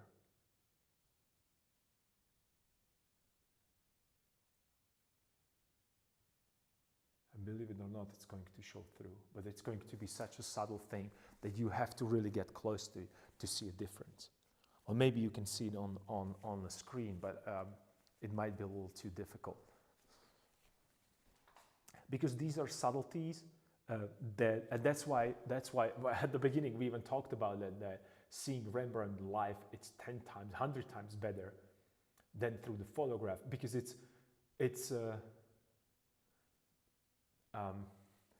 because it's already an interpretation of his painting by a camera, another device. So you're putting more of a, oh, hey, Token Princess, nice to see you here. So that's why when we talk about seeing it in life, it's way better because you can see these nuances as they were intended, not translated through a digital or analog camera. It doesn't really matter which one you use. And another thing is we have these printers, and they can't really print all the pigments, unfortunately. Maybe some of the cool, really high ones they can. I wish I could see your painting in real life. I wish you could. I wish you could. You're more than welcome to that goes for everybody. If you're going to be, if you have plans to travel to Central Europe, you're welcome to stop by. So this is what's happening right now, and you can see actually this is what I'm doing. So this is the mixture that I have right on the canvas. You can see that I went from cooler to kind of a in between into warmth, but this is all, when you squint your eyes, it's almost a flat surface, right? So the shift is happening. The shift is happening visually rather than just turning a form with the different values, right? And what I'm doing right now, I'm actually painting into it with another value, right? So everything is going to look flat, but it's not going to work. The contrast is created by a different hue rather than just a different value.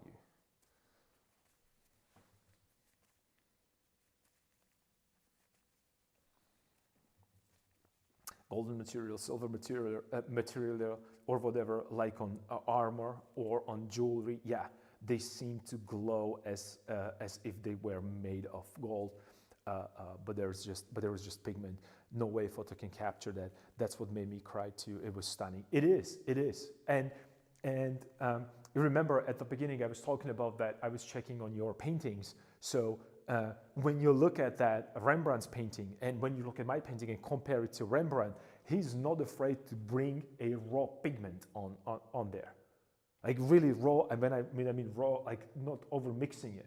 Like the more mixture, the more mixed the color is, the duller it's going to get, right? And especially if you think about that I already have dull mixture, and then I'm going into it wet in another dull mixture. It's just doubling on dullness, right? So that's something that when you look at Rembrandt, he doesn't have it. He just goes with the pigment. And if he needs to change the pigment, either it's another layer that's going to be on top of it, or he just paint another strong pigment, kind of like laying over it. It's just it's too much of of good stuff when it comes to Rembrandt, And it's really easy to see once you're aware of that thing exists.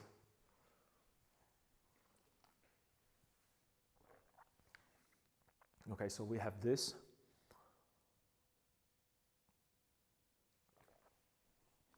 And maybe I could zoom in a little bit so you know what I'm talking about. Give me a sec, I'll try that. So the discussion makes kind of sense.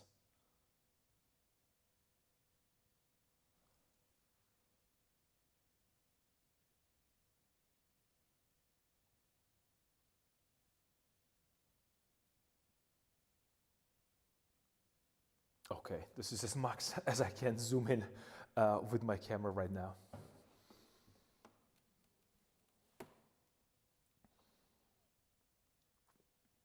So here we can see, this is what I was talking about, that this whole thing, it's flat, has no value shift. So if you were to take a picture with a camera, it would show this mostly as one color. Of course, the camera would try to make it more, and it's trying right now because I can see that it's way harsh on the camera than I see it, because it's trying to find very, very hard the differences there, right? it's trying very, very hard. And this even looks bad right now as I introduced another area, another part. So this guy needs to be improved even more, right? Because it kind of feels it doesn't belong. So I started with portrait.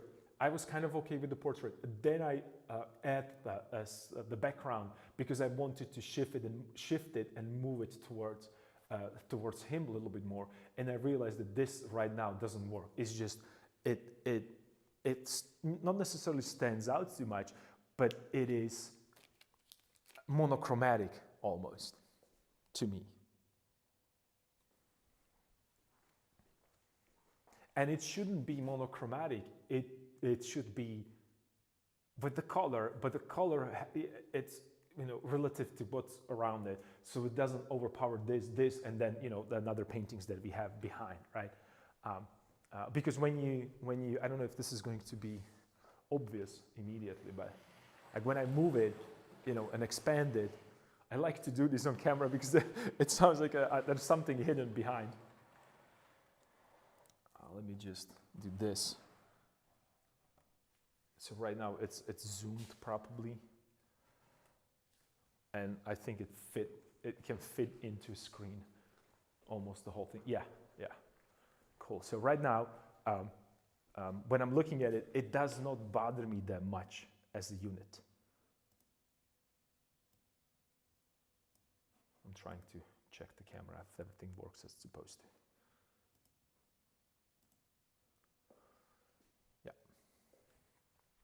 And of course, this should go a little lower, but that's fine for now.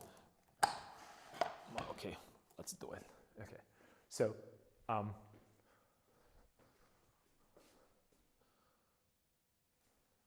then a little bit this way. Ooh, can we fit it? Almost completely.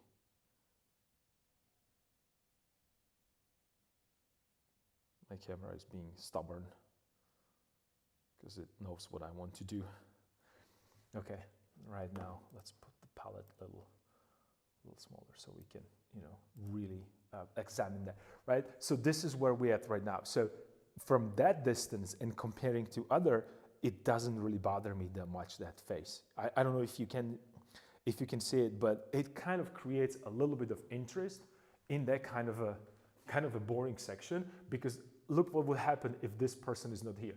We have a dip right here and the same dip right here, and then we have this, right? So this would be too much of repetition. We would have 1, 2, and 3 figures equally divided. Right now, he kind of destroying that, say what my brain wanted to do all the time, you know, where we talk about the same kind of repeating pattern.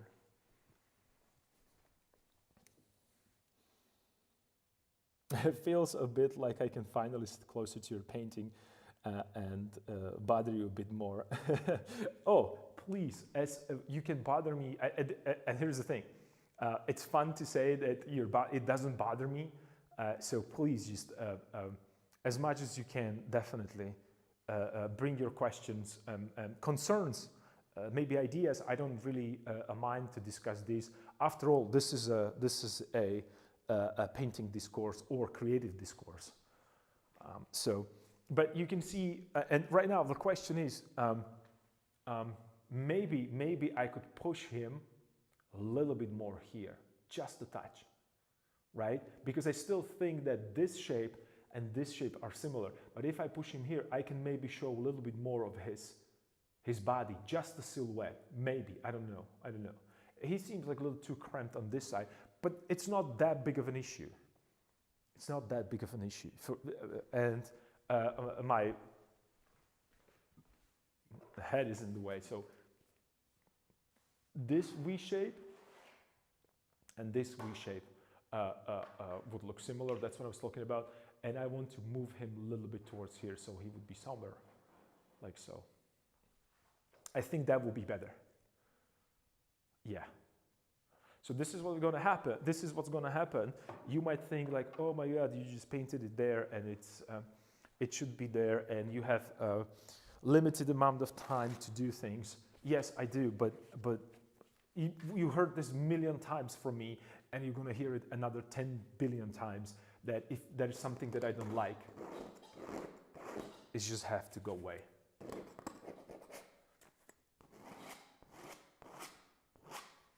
So he's gone. So that's 2 hours of work gone, only because it was in the wrong spot. That's what's up. So let's bring a same idea. Painting a person, but let's move him a little bit towards here. So I want to have him here. And maybe even lower, so they are not on the same. So he should be here, perhaps. Yeah. Yeah. That's a better position.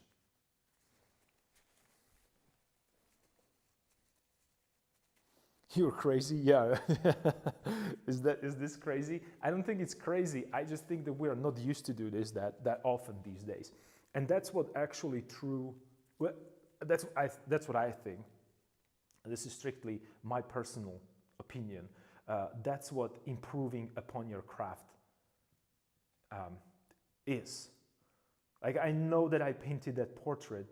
I know that I spent 2 hours of my time, but luckily I didn't go anywhere anymore into this. And I caught it early enough for my taste. So this is where the new portrait is going to be. And again, you can see I'm bringing like kind of a, like this is kind of a vibrant color, but because there is already painting, already pigment underneath, I just have to go with a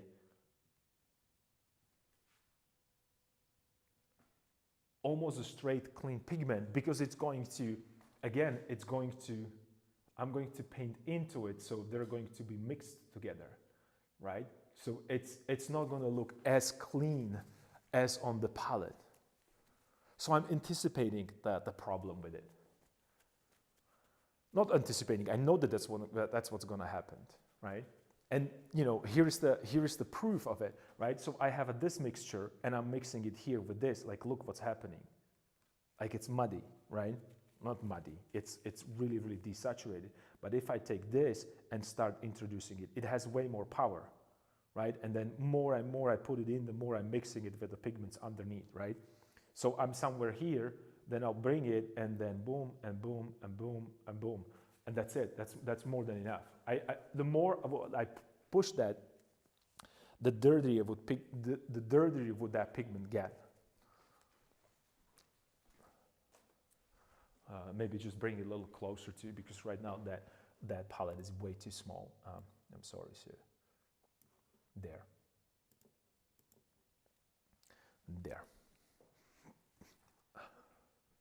So this is kind of confusing, not kind of confusing. You might run into problems if you are used to, let's say, work at home, and you have time to actually mix the pigments and then place it there nicely.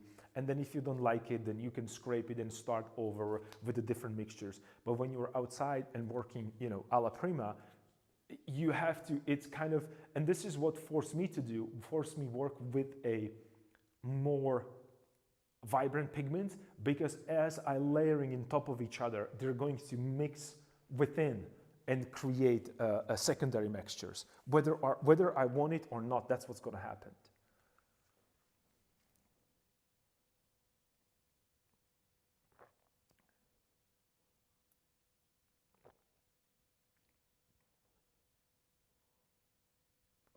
Yeah, that's definitely way better position.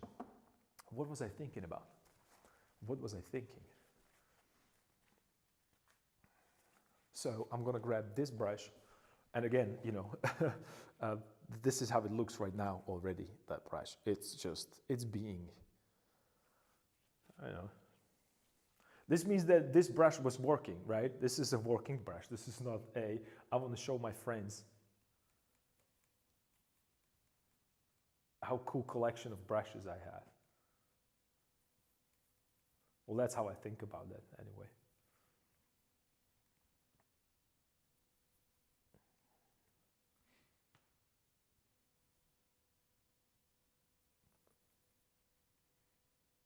Maybe a little bit of that blue because I want to just to see a little bit of that. And I loaded that brush. I have to show you because you wouldn't believe me how my brushes look. Like this is how it looks. I mean, you wouldn't probably even want to paint with the brush like this, but that's okay. That's fine. That's exactly what we're looking for. Because I can just, and this is way too warm, so I'm going into this more desaturated, not more desaturated, more cooler or neutral variant. Somewhere here. Nope. Cool. Yeah, I hit it right now.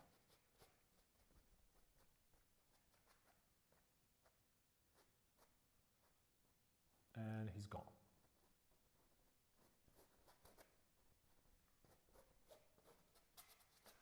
And it reminds me that oh, Premium Biscuit. Hey, how's it going, man?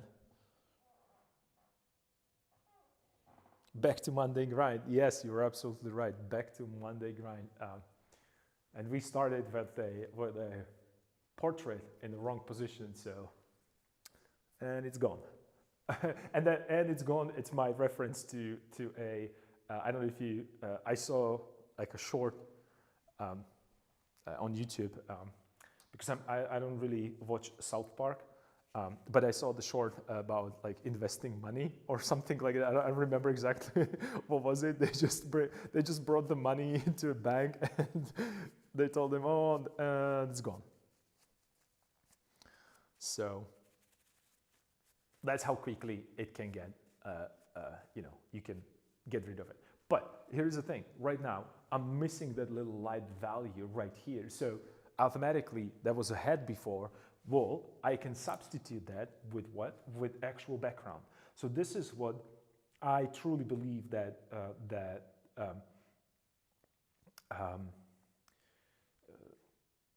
finding creative solutions truly means, right? So there was a light portrait there.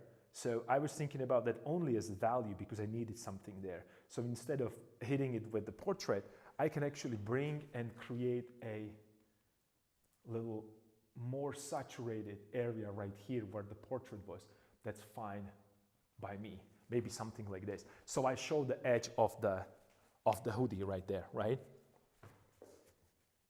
And what I'm going to think about right now and designing, I'm not going to design the new negative shape. I'm not going to design a positive shape. I'm going to design this lighter value right here. So I need a little bit of, maybe a little bit more of that lighter area right there. Because that's what I'm composing right now. I'm not putting just the portrait there. I'm making that environment. And I need maybe slightly lighter value here as well. If you remember, it was there previously, before I started to changing slightly that. So maybe here, I don't know. Let's see from a distance again. And it's easier for me to do this right now because I already have the pigments there, right? So if I want to just move and shift things, it's easier for me because there's already existing pigment, right? And you can see suddenly how we changed that random, kind of, for me, kind of a boring environment into something a little bit more interesting.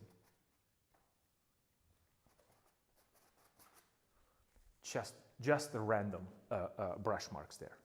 All right, so we changed the position of a portrait.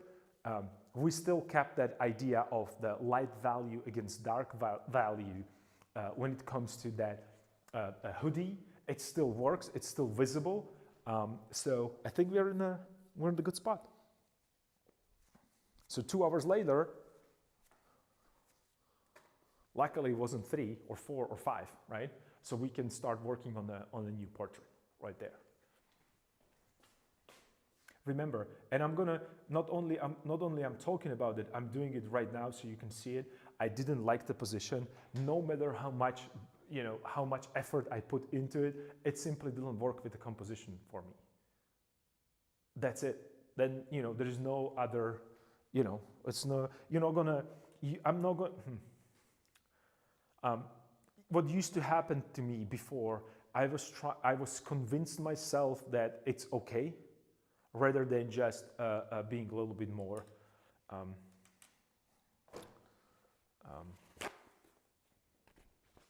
critical towards myself. So before I used to find, and I think it's because I was afraid of that I won't be able to paint it again. So I convinced myself that it's okay as I painted it, and it wasn't. And I can show you hundreds of examples of my paintings where it's not working.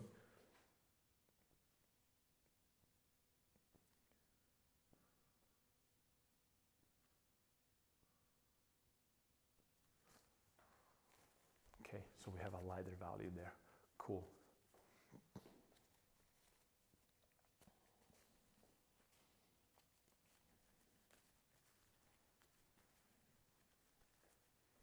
And then let's bring a little bit more of this darker value. If you remember, it was a darker value here. We can still keep it dark, to create that edge, but we can add a little bit more on the side. Cool. Yeah, way better, way better. Which will give me a little bit more space for that, for the cap or the hood wear. It would be a little bit more. I think it would work a little better.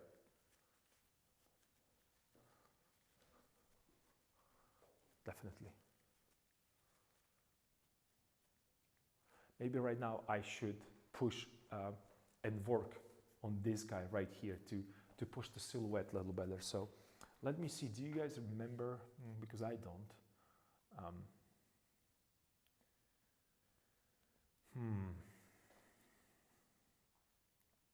I know that there was a specific pose that I liked.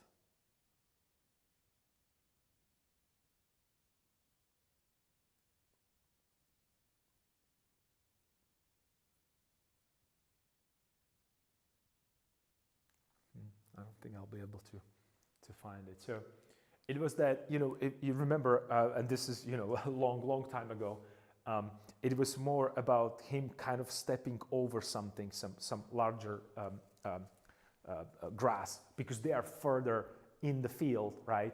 So what we talked about is that we have some kind of a path right here that they're walking, but there are some, areas that there's, it was 1,000 years ago, right? So there was no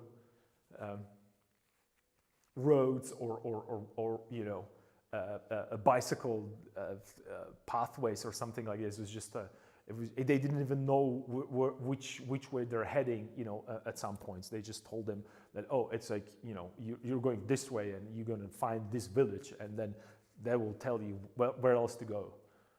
That's how I pictured it. It wasn't that, oh, I have a GPS and we just, let's go there. Well, I'm pretty sure they didn't have global positioning system. But I know that I wanted a little bit of that kind of, because everybody is leaning this direction. So I wanted him to be a little bit on his own,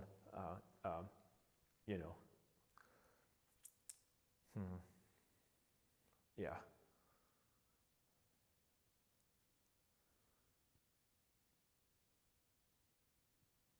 Yep.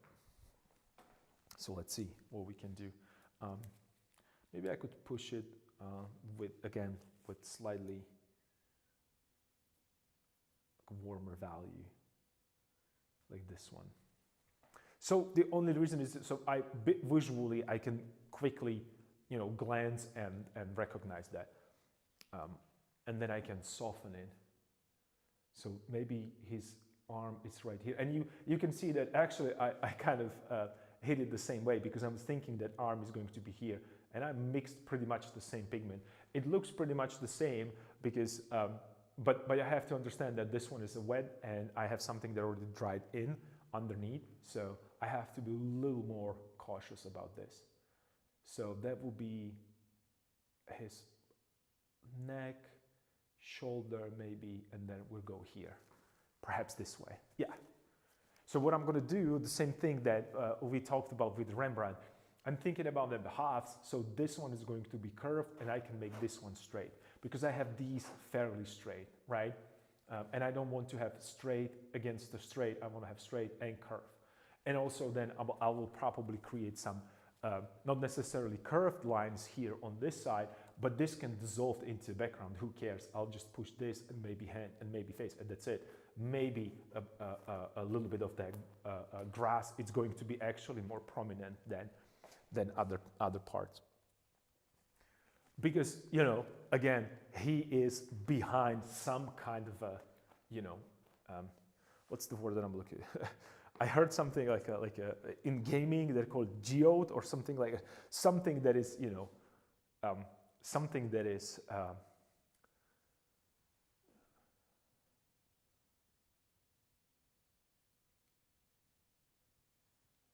some kind of a plant.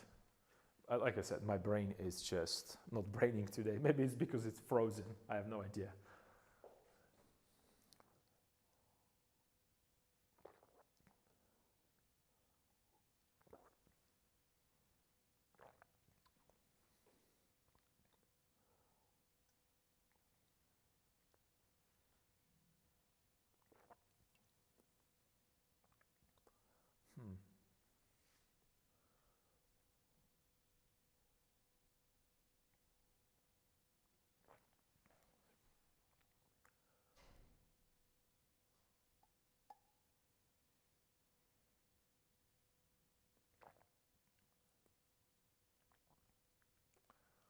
I'm really trying to figure it out. Trying to remember how it was. Okay, I'm just going to move this again closer.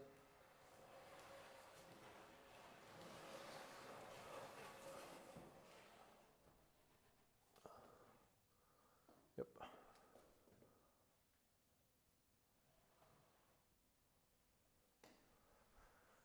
So I can, so you can see it better, and I can, I'll work on it.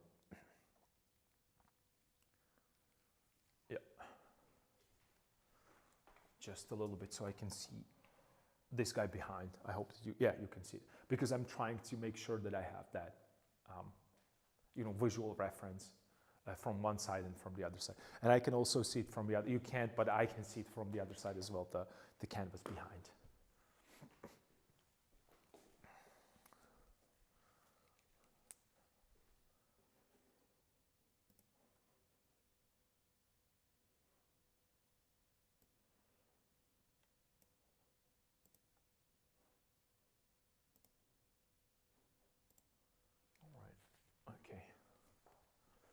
I was double checking whether or not, because I like last time I felt like there might be a little bit of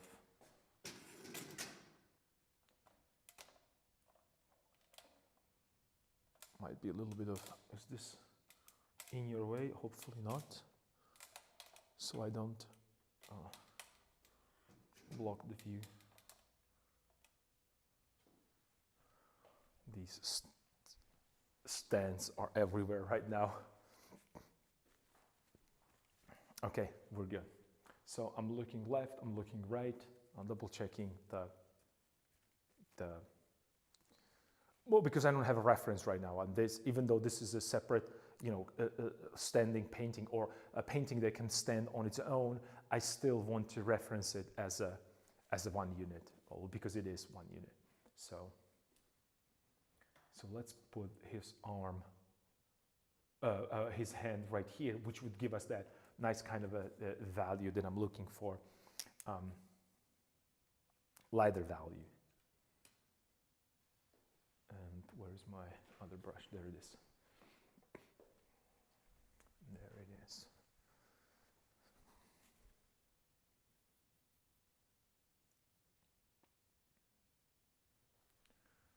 So his arm, or his hand rather, could be here. Yep. Yep. This one can be here, so we have a nice kind of a shape. It works. Yeah. It's just maybe this angle and this angle right now are kind of a similar, right? Well, maybe not that much. Okay, I think this might work. And then I need a little bit of, to show that kind of a, where the bunching is. So he is,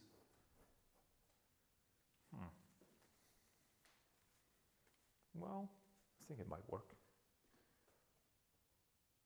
If his hand is right here, let me see. Let me see.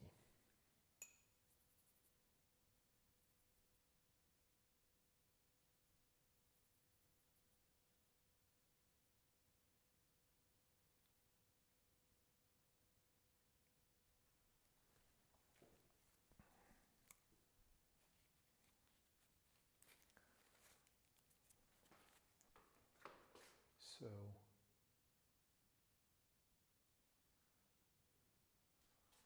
it's this way. So I'll have this guy. Maybe he can be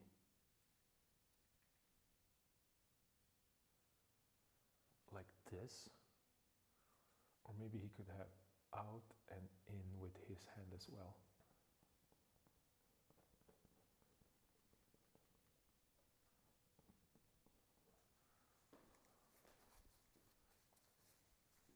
Yeah. Okay. So this is what I'm looking at right now. It might sound strange, but you know, I'm comparing, you know, this shape right here with this shape that I have right here, because this is going to be one continuous shape. Let me just maybe be more specific. So it's a hoodie, and then I'm looking at the connection here, then his head, this, all the way here. Let me just reload a brush. All the way here, down this is the shape that I'm looking at right now. So this is what I'm investigating and how it's relating to this, so it does not repeat. Because it would be extreme coincidence in the real life if this distance from here to here would be same than this distance to here to there, and not only that, it would have the same flow. It would be one of those, you know, moments in life when everything is symmetrical, which, you know, it's kind of impossible when you think about it.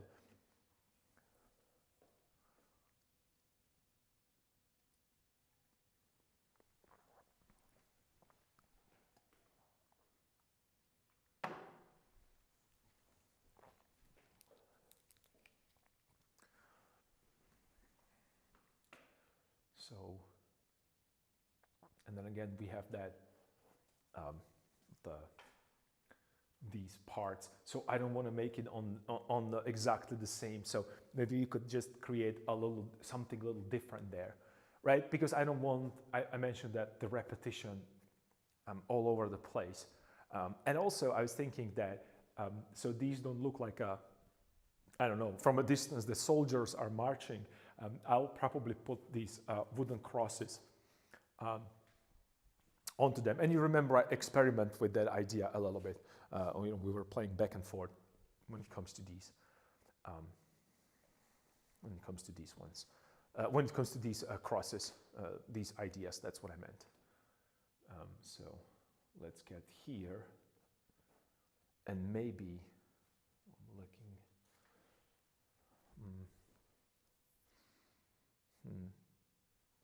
Okay, let's do that. Let's see what's going to happen. You know, worst case scenario? Well, I'm just going to paint over it. You know, so there's no. So maybe we could push it here, and it goes down, shoulder, and his arm straight. Okay. And then as this bunching up, okay, I could actually, so it looks, so it's going out from that. Okay, well, this might work. Maybe slightly higher. So I have a better idea. Yeah. Yep. And remember, I am again trying to, I had some kind of a silhouette, some kind of idea of how he is positioning here. I'm trying to design him right now within that, because that's what is fitting into a composition, right? So I'm not going straight into just randomness.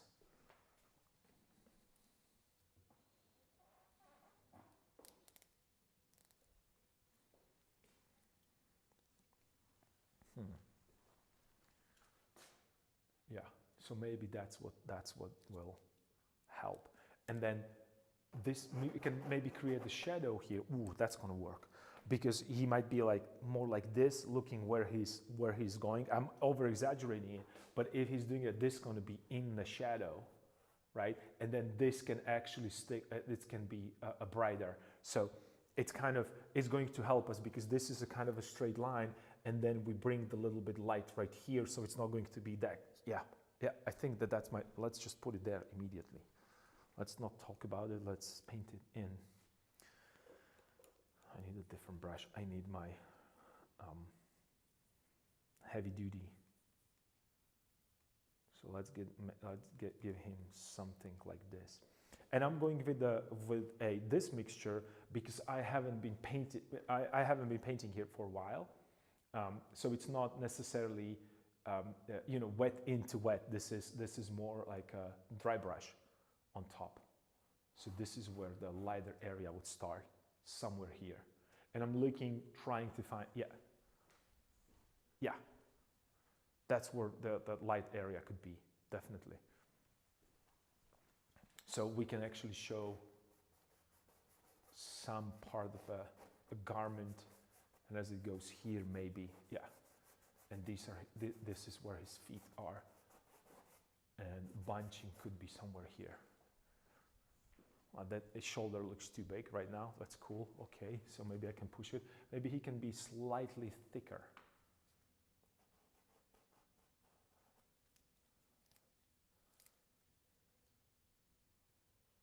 Or maybe I could push this.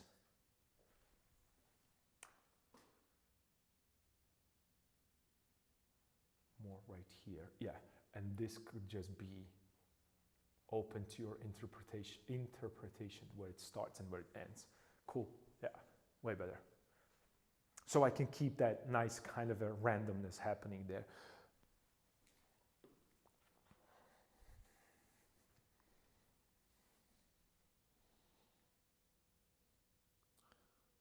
Okay, 6 a.m. here. Oh, that's really early. That's when I woke up today to get into the studio at 8. So I feel you. It's truly morning grind.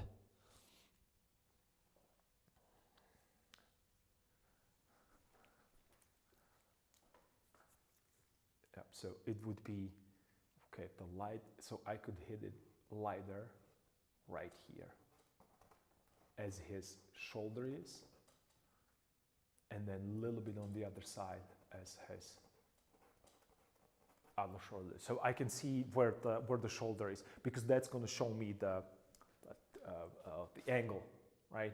So that's why I'm pushing it lighter. And I can also think about it that if it's a light on the top, so they're going to be visible, because shoulders are more like a not more like I'm thinking about like flat top side and flat top side right here, right? So it would be maybe like this.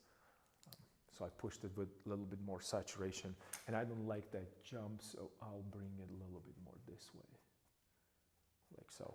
And then maybe you could have that, a little bit of that fold with the drapery, right? Just the suggestions, and already starting to look a little bit more, a little better.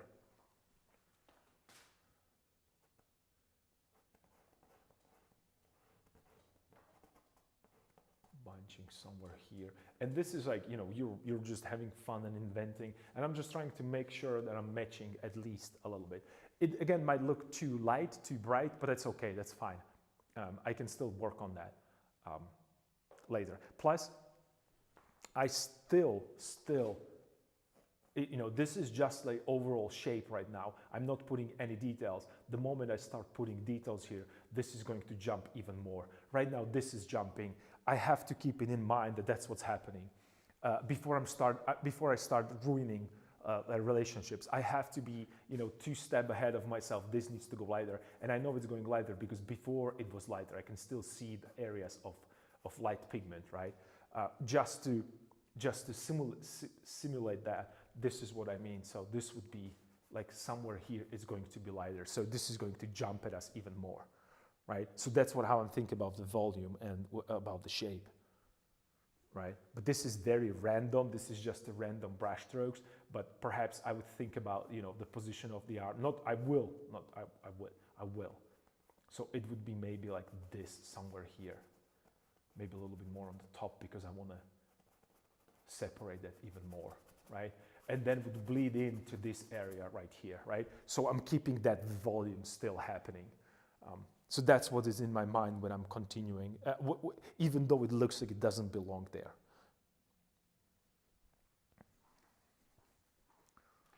It's like a leeway for myself a little bit.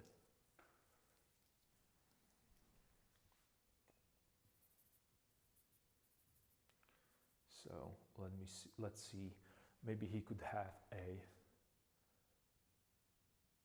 this slightly lighter, and maybe so I can match that here on the other side. And then this could go maybe even here all the way, so it's bunching this way. So almost touching. Maybe they can even touch. So I connect them so they overlap. Yeah. Or even I could put a little green hint right here, right? So I'm just gonna continue. Let's check that out. Let's test it immediately. I don't have a green, but I can quickly deploy a bit of green. Let me just mix it.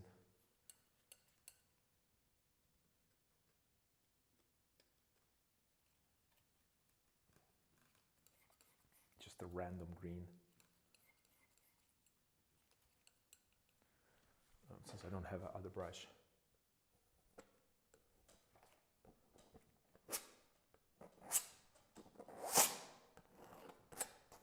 Maybe a little too high, but that's, oh yeah. So just a little hints there, little hints here. Okay, and then correct the shape because it's here, so this needs to be dark. So I'm just darkening it. Right? Okay, so I would have like a little bit of greenness there. Just a touch. You remember these are these dots. They're not. This is not really a specific shape or anything like that for now.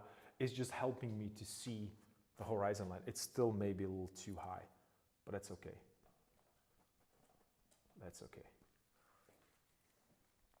Cool.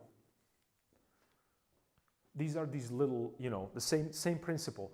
I needed something lighter here because I couldn't see how these overlap right here.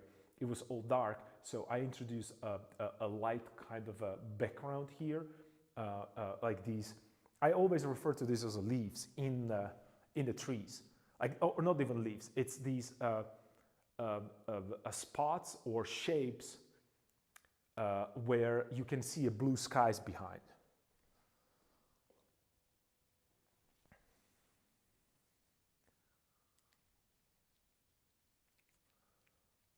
Yep.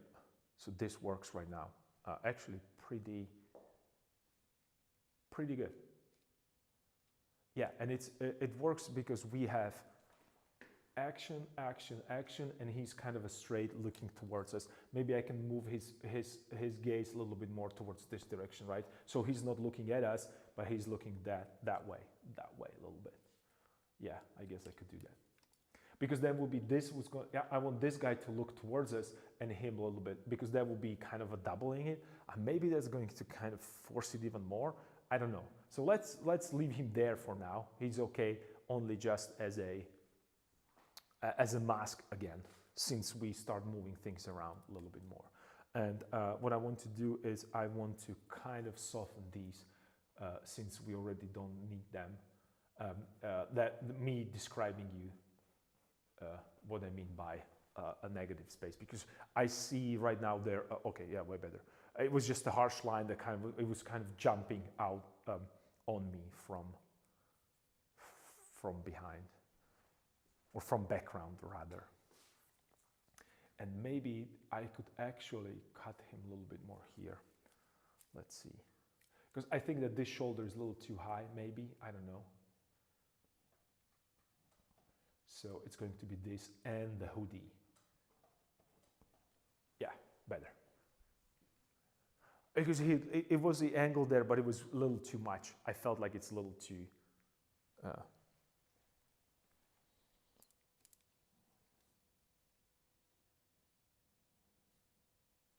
I had to do admin work this morning, finally got custom frames in order, ordered 7 frames in total. I'll be relieved when that's over with. So you already placed the order. That's awesome. That's awesome. So you are patiently waiting for your for the arrival and see your paintings finally in the frames. That's probably one of the most exciting moments, when you see them framed finally. It's just because that means that the painting is it is painting. You can't say anything like, "Oh, I'm still working on it." It's in frame, dude. You're just adjusting it. That's how I see it, actually. Yeah. Because when it's on that stretcher bars only, or you have it like, in the process, or it's on the easel, you can always say, "Oh, I'm working on it," if people don't like it. But then there's a moment that you go, "Okay, all right, it's in the frame. That's it. That's it." Another thing is that, we can actually, okay, that's cool. That's cool. I'm thinking out loud, and that means that what I'll do, I'll actually push his head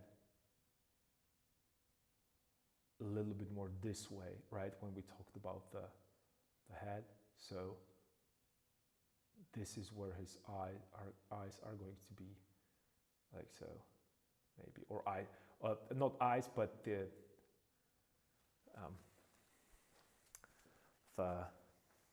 eye sockets. I'm sorry. I already have one frame to test it out. It looks great. Not as fancy as your frames you've showed before, but I was in a hurry, and I'm on the budget, but still it looks good enough. Maybe in the future, when I'm more famous and rich, I'll replace the frames with something. You know what? the only reason why I was showing you those fancy frames there on the small ones, it's because they were, I think it was a 50 or 60 each, something along those lines, and I wanted to test them, and I also actually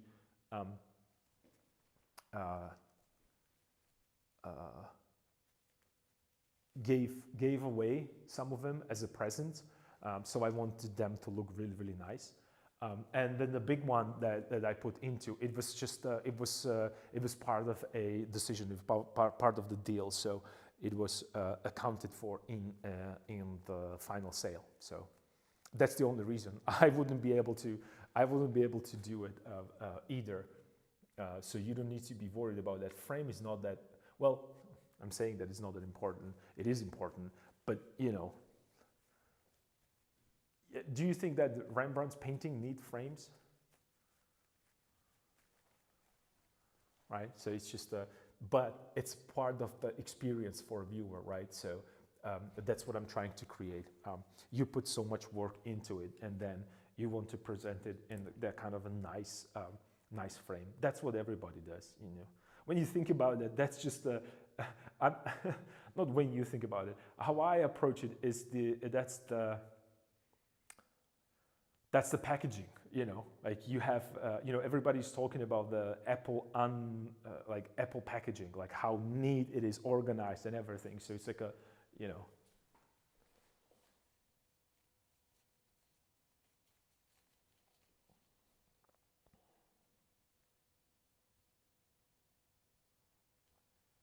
that would be the only reason why I would ever think that way. Is just people respond to that better, but mostly because we are used to seeing it everywhere. How many times has it happened to you that well, it happens to me million times, and I don't want to, you know, I don't want to name any companies, but there is maybe you know about it, maybe you don't. I don't really know. Maybe you can Google it. There is a very famous soda company, probably the biggest on the world, and they couldn't sell,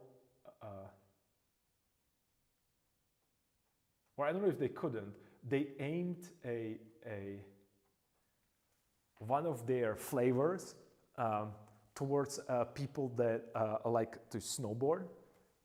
And I'm talking about 20 years ago. And in my country, snowboarding was so, not that it wasn't popular, you couldn't get a snowboard, or 20, 25 years ago, you couldn't get a snowboard because it was just it was unreal. They were not even allowed on the slopes at one point. So they created a commercial that they kind of created the whole kind of image of that kind of a rebellious person. So I remember that I didn't want to drink anything else because I wanted to associate myself with a kind of a rebellious lifestyle, which is crazy to think about these days. Well, these days I'm saying because I'm older and it's not really that important to me. But at that time, oh my God, packaging was everything. It's so, I don't even like that drink. I don't even drink that anymore. It's just, you just wanted to be seen with that. So that's what marketing, that's what really, really good marketing does to you.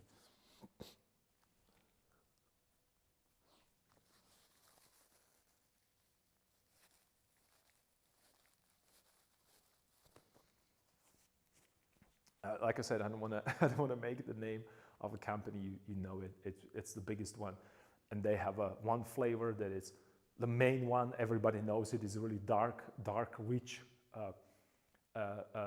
color, and then they have like a different flavors, and one is clear because I think it's lemon flavor or something like that, and then they have an orange one which is kind of a orangey. I'm talking about the white one, and there is a green label. But it's from the same company where they do different flavors.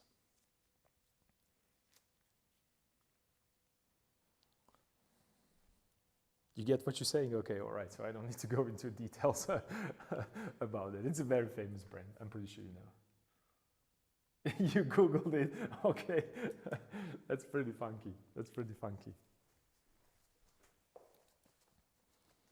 That's pretty cool. That's what's up.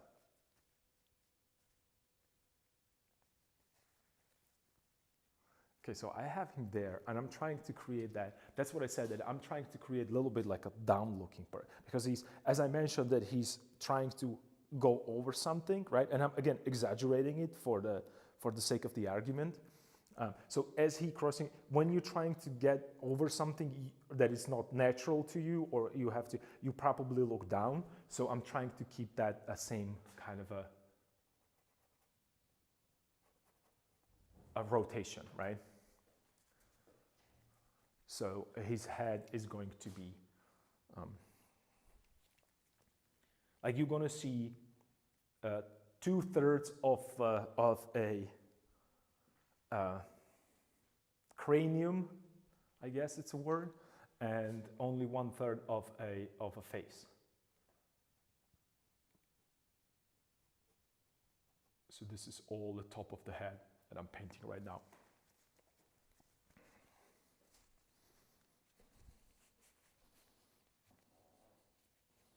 I never tried that drink. I guess I missed out. Cool Rebellious Life at the time. Oh, you don't even know. And I think I was talking to someone um, um, about this not that long ago, that how powerful it was, that commercial for me. And, because we were talking about, marketing and whatever, it doesn't really matter what I was talking about, but it's just somehow that commercial, I still sometimes use that slogan that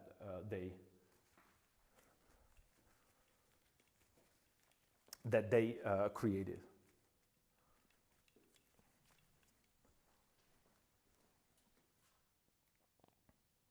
And it was rebellious. It was all over that.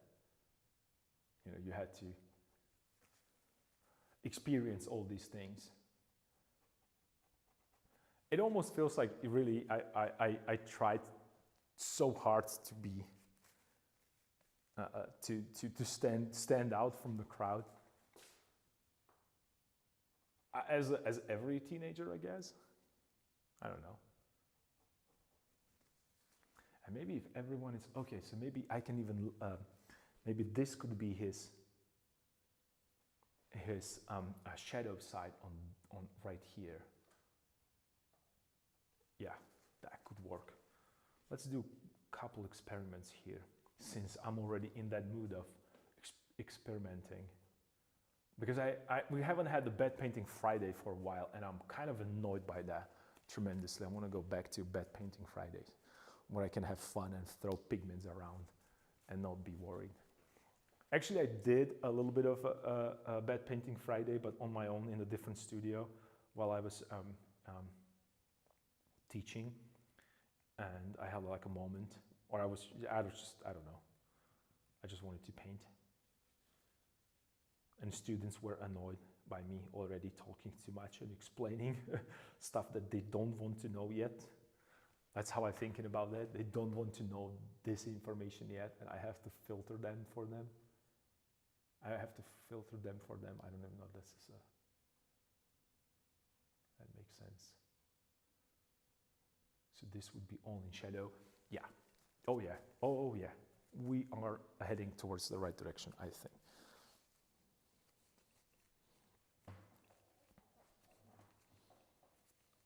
For me, I just didn't like the environment I was raised in, too restrictive.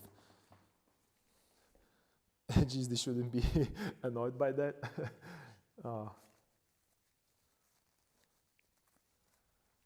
I don't think I'm from I don't know if it's maybe because I'm not from actually that school was strict, but my parents are pretty open-minded, I have to say.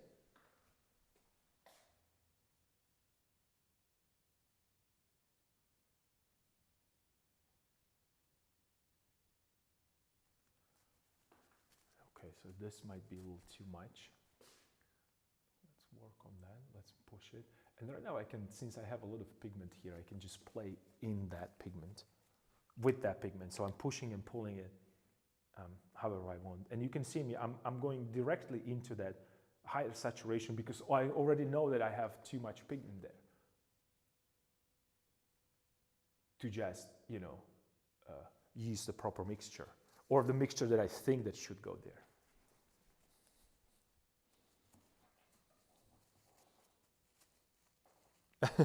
Well, I am. Are you sure? Are you annoyed? You came from. I came from a very religious background, so there were a lot of things I couldn't do. Not that I'm against the religion or anything like that, but you know what I mean. Oh, I definitely know what I mean.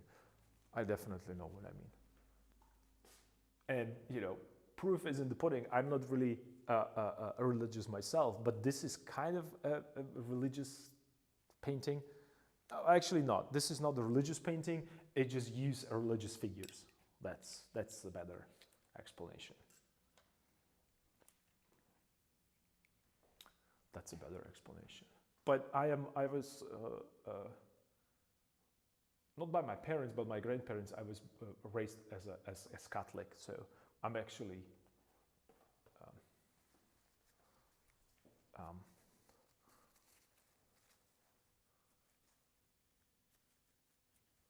but I'm not, CNM. Yeah, CNM means Cyril and Methodius, two main religious figures. They actually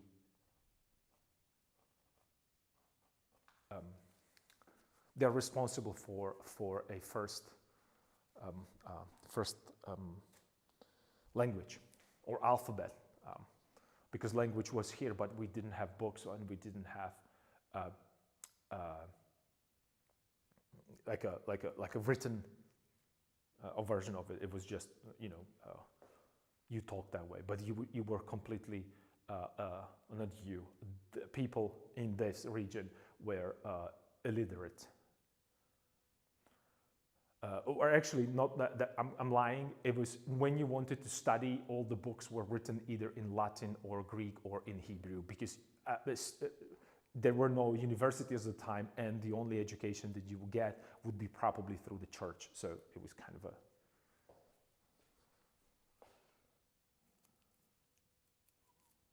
You were raised as a Mormon. Oh, okay. Wow. How do you, I mean, this is, I'm interested in these things because I've never, as you're the first person that I ever talked to about this. So feel free to ignore my questions. But since I don't know anybody else, so I'm going to use you as my guide in between that. Is Mormon? I think it's specific to United States, if I'm not mistaken, or are they also in the different countries?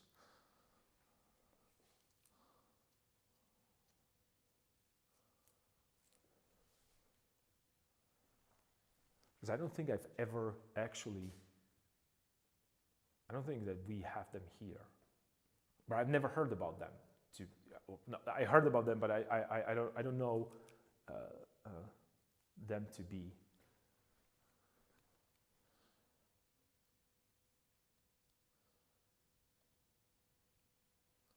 US for sure, yeah, especially Utah State. Although there are Mormons in other states too. So would it be the same region in US that we refer to as a Bible Belt? Would that be the area that I should think about it? Or Bible Belt's way too broad as a... Sorry for you had to go through that. Yeah, I like I said, I have nothing against the religion, but I guess they are extremely strict.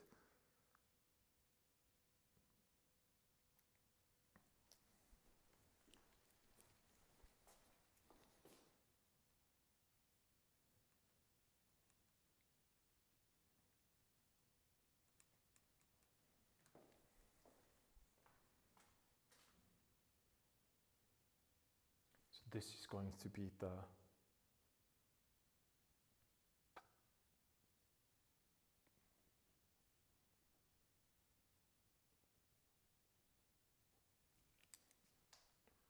I need to soften this a little bit. Oh, finally I'm back with the finger painting. A little bit of this lighter value here. Okay, cool. So I'm trying to create that, again, that kind of a shape for the head, so it has a little bit of dynamic.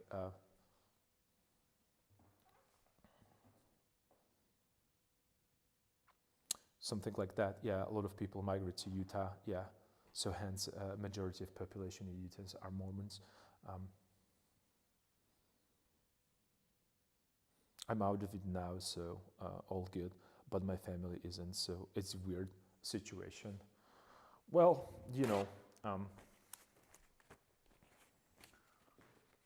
there is a...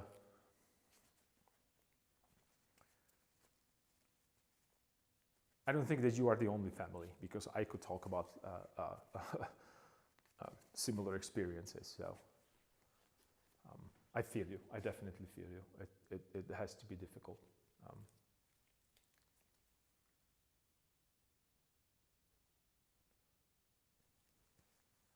So I'm, again, trying to put a little bit more of that. Because I'm looking at these and I need a little bit of a neck, and maybe this guy as well, just to show, because then they look like, you know, a head sticking out of some kind of, like a head on the stick. That's how it looks. So I need a little bit more of that. And I know it looks weird right now, but that's okay. Why? Because I'm still working on it. This is not like a, let me see. Can I do something with it? Okay, maybe I could, all right, let's work a little bit more on that silhouette.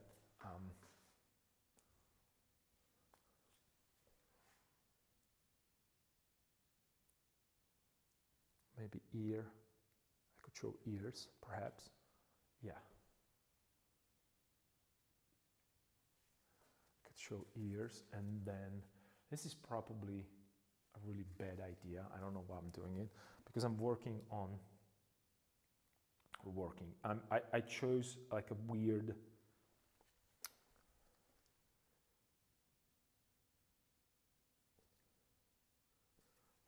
position for the head. I don't know if that was a good idea. Well, let's see. We can always repaint it if something, right?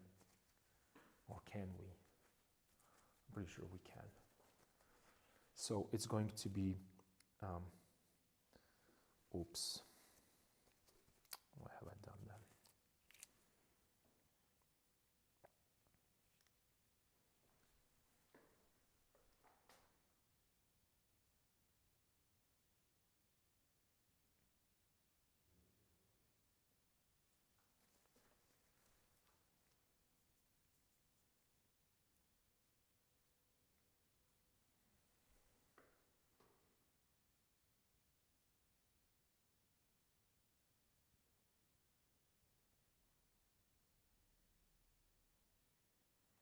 Okay, maybe this way. All right, yeah.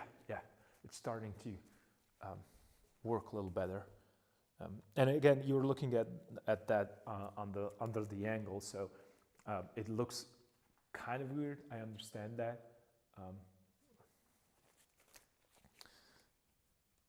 Oh, I have this because I want to.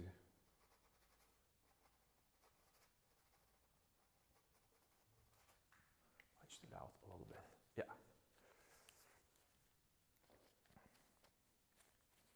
Cool.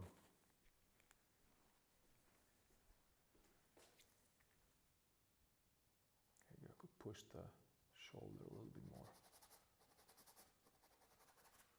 in. And then also I could maybe, that's a resounding maybe, push this a little bit in.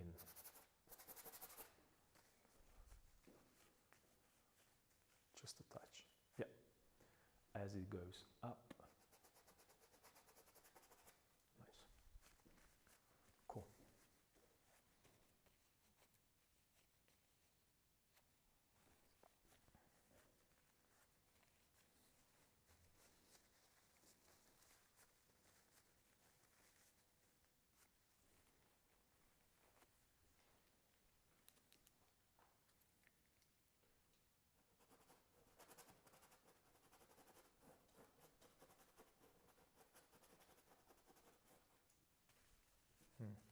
Okay.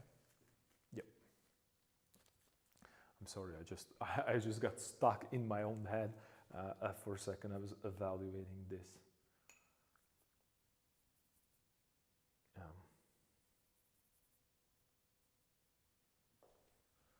This particular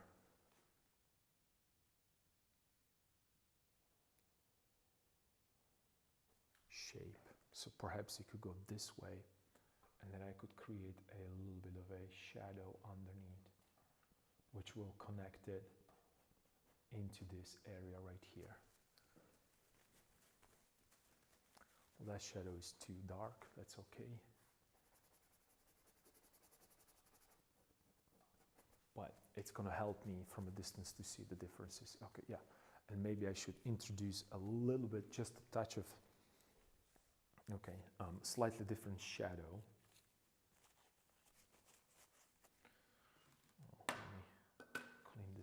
little bit.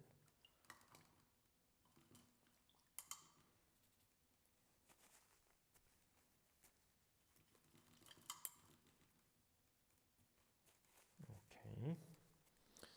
Let me just make sure I don't have this here. Cool. And you can see, like, I'm going towards a different parts of my palette. I'm not going to mix into this right now. Maybe I will connect them later on if I need them, but not right now. So we talked about the palette last time. Keep your poisonous fumes closed, if you can.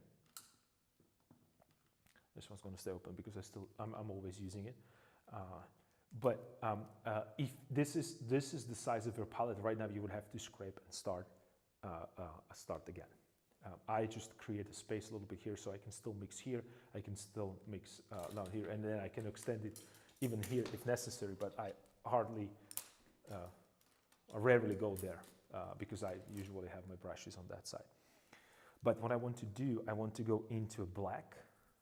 And you remember I was punching the saturation with red, and right now I'm going to punch the saturation with yellow. So it's still going to be dark, but it's going to lean towards the green a little bit more. And it's hard to see on the palette right now because they are next to each other. But if I push it here, well, maybe even more yellow.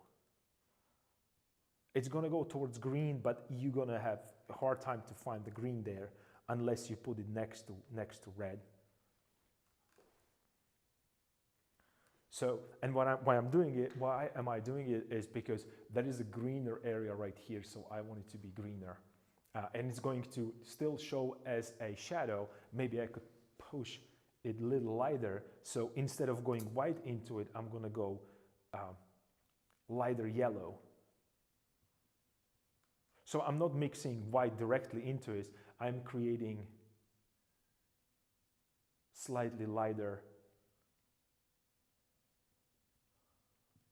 yellow mixture, and then I'm going into this. And you might think, like, what's the difference? Well, there's a big difference.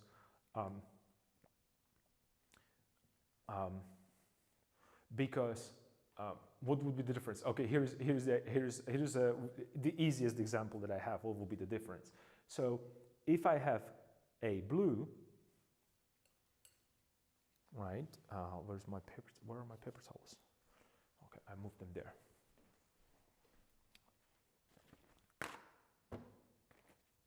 I think my painting is kind of a bad painting Friday experiment. I toned my canvas with ochre this time, not something I used to, and using fast drying medium to try and compensate for approaching that line. That's good. That's good. You introduced fast drying medium. Do you remember what I introduced? I introduced my fast drying ochre. I'm sorry, a raw umber. That's what I did because I trust my raw umber more than I trust a fast drying medium. I don't have experience with them. And at the same time, it's like, okay, let's see what happens. If it make it on time, great. If it not, that's okay. No, that's perfect. That's perfect. So you have your bed painting Friday. I have my bed painting Friday almost every day here. Anyway, I wanted to show something with that. Why is it different? Because if you have, let's say, blue,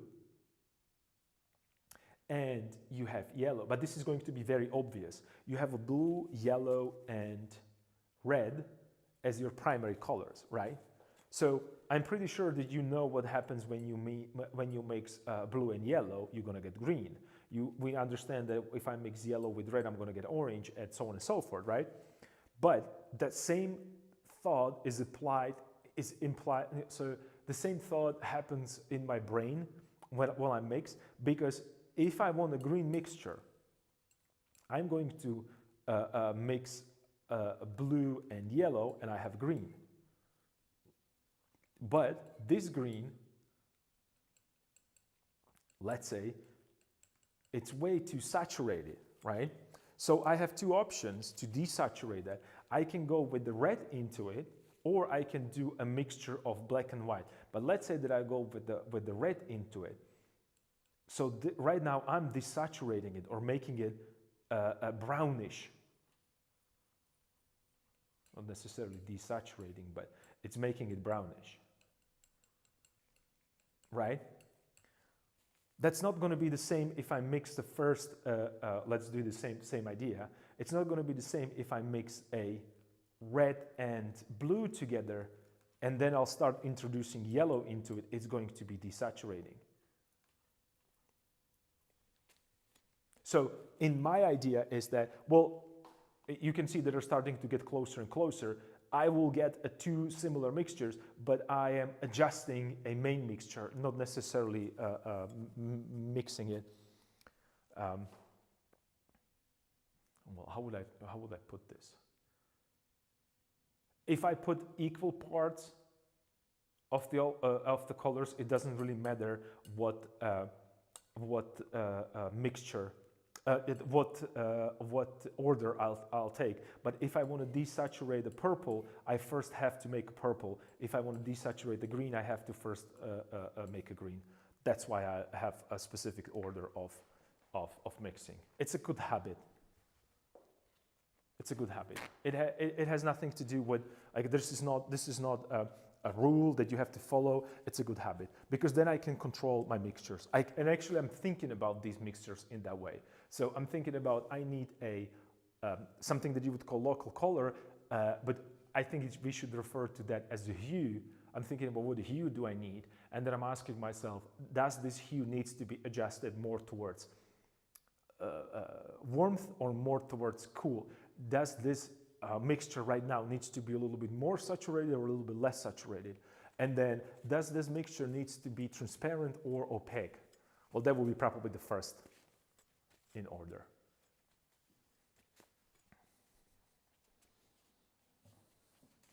I do the same approach, yeah. Get main hue down first, then fix the saturation value or whatever I need to do. Actually more like saturation, I guess, because it's value used.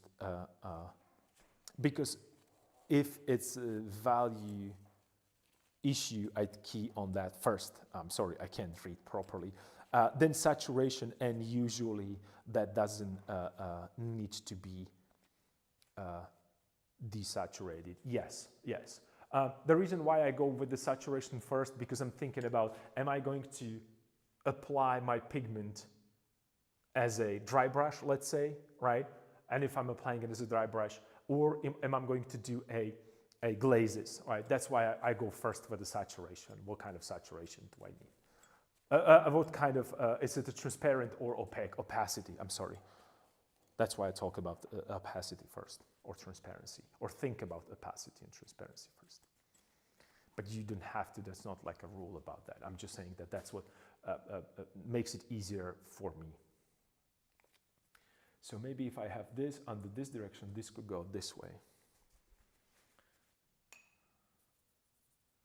Again, going here, because I want to correct this, can go over his shoulder this way, like so. So I create a little bit more, asymmetric shape. And then it could be a little bit of shadow here as well underneath his arm. Yep. But again, this has to be a soft edge, because I don't want it to be that pronounced forward. In that particular, it's more than enough if it's this way, and then shoulder would be somewhere here. So maybe I'll make mark for that rather than anything else. And I'm going into these mixtures. Again, I'm going into this greener mixture, because it's the same in very close to value, but since it's green, it's cooler. So it's just going to show, it's going to work with value. It's not going to be a dark green. It's going to give a little bit more, not contrast, but I'm going to connect it together with this. So it's reflecting a little bit more. And since it's cooler, it's not going to jump out as this warmer area right here.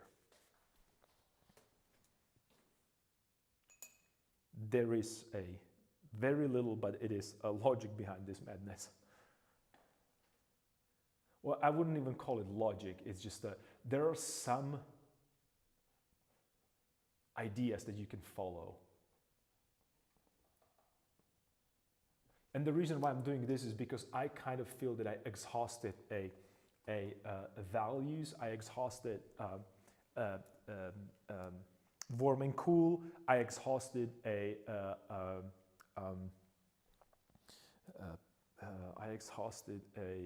edge, a contrast, right? So right now I'm reaching even further, and that would be shifting the hues. So as I go into distance, so these hues go from warmer to cooler to coldest, if you wish. But it's not necessarily a precise mathematics, so I can't really be certain unless I put it there and look and check whether or not it works or doesn't.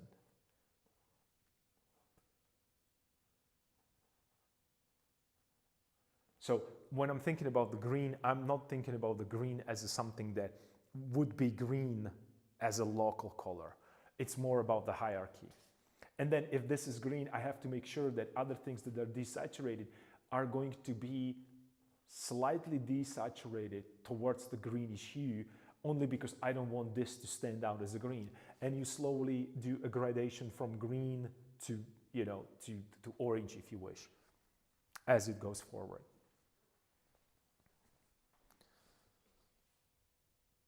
You can see maybe a little bit of that greenish there right now because camera is trying to pick it up, but it's very, very subtle. And it's even more subtle when I'm looking at it. It's just almost imperceivable because it's a dark value. So the more dark value you have, or the darker your values are, the more difficult it is for our eyes to recognize a true or find the color in it. But it still has to be there. You remember I talked about this from the philosophical standpoint of view, that black is absence of light, and there is light because without the light we wouldn't be able to see anything, right? So I know immediately that even though I have a black pigment, and we talked about Caravaggio, it doesn't really matter which paintings you take, it's not a pure black. It's always a mixture of something with a dark pigment. But very famous, very famous. One of the easiest mixtures, you have a I think it's a, I think I used a Viridian with alizarin with blue, with ultramarine deep. And you get really, really rich, powerful, really saturated black pigment. But you have to lay down opaquely, because the moment you start adding transparencies, it's just going to show, either it's going to lean more towards red, more towards blue, or more towards green. This is something that most of the painters use instead of black, this mixture. You don't have to, but you have an option right now to mix your own blacks. And I think that they teach that in the schools, even these days, that you should mix your blacks, or darks rather. It shouldn't be just, oh, I have a black, it's the darkest, so I'm going to use that one.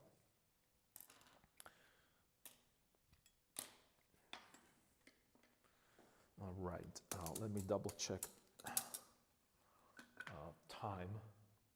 Okay, well, I have half an hour.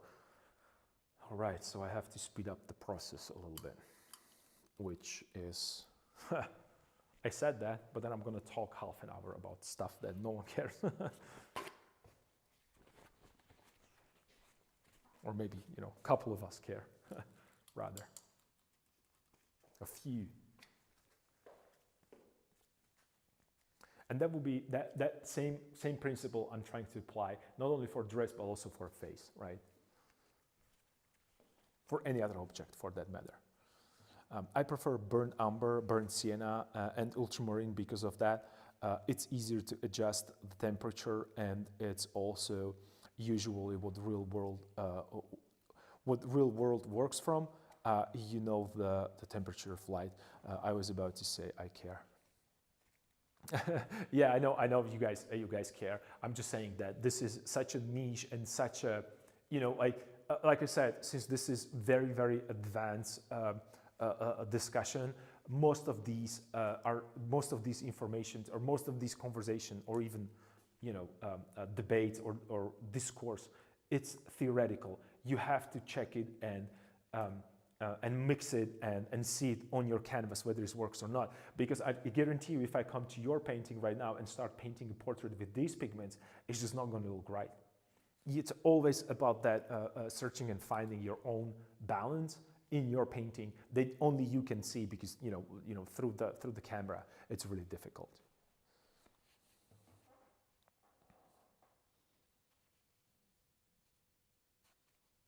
It's not often that I get that awesome level of discussion, so I appreciate it. Awesome. I'm happy that you're enjoying it, and I'm really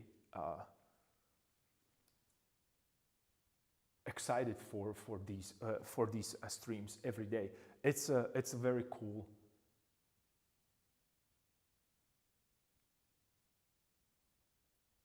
option that we have these days.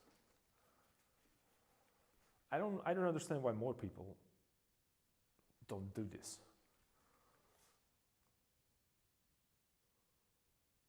Well, maybe because it's for free. I don't know.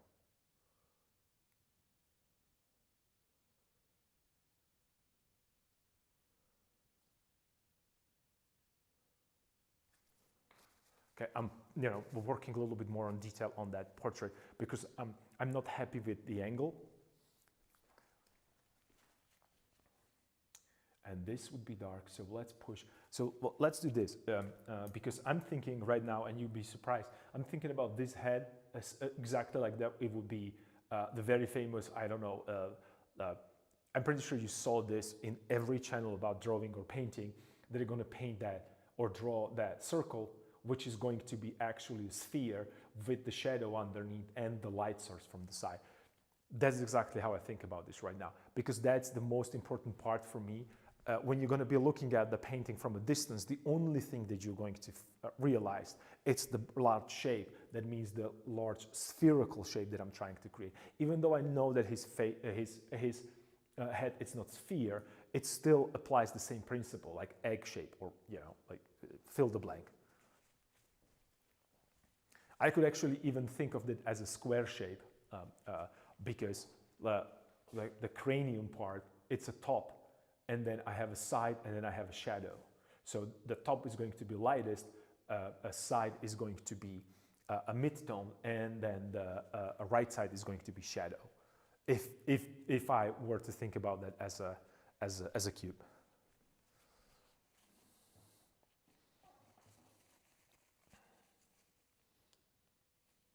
A lot of them are behind the paywall, yeah, and even so, they're geared towards, how do I say it, non-theoretical and sometimes more applicable. Mix this color and then you get this, or sharing their own method, expecting people to be able to copy and learn from it. I don't know, wasn't my thing at all. I think, honestly, this is my, again, personal opinion. You more than welcome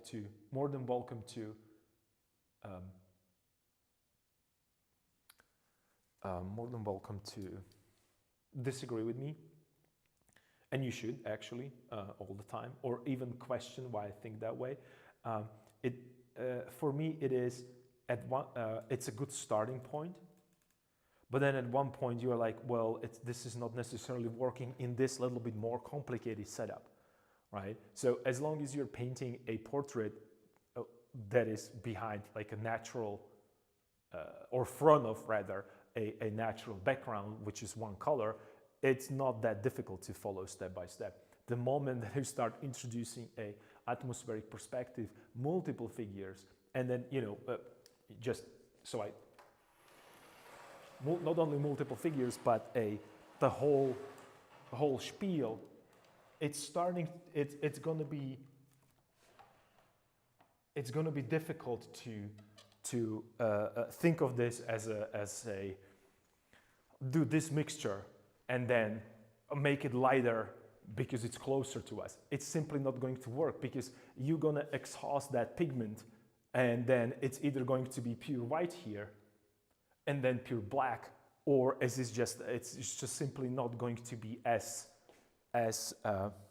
and see, they look way better right now. It's starting to, even the background starting to look. Let me just move the palette out of the way for a second. Right? Suddenly the background is not as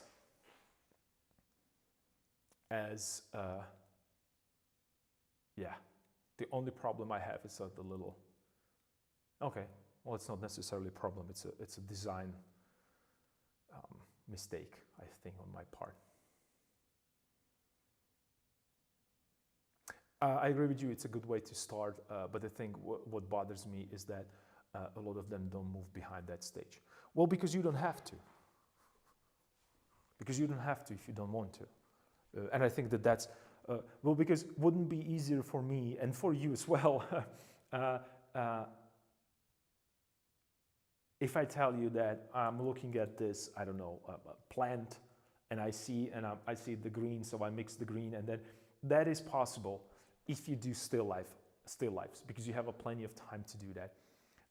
But then it's at one point, or in certain moment for me, it was too restrictive, and I was not able to work from the imagination, which I believe that's where the magic happens.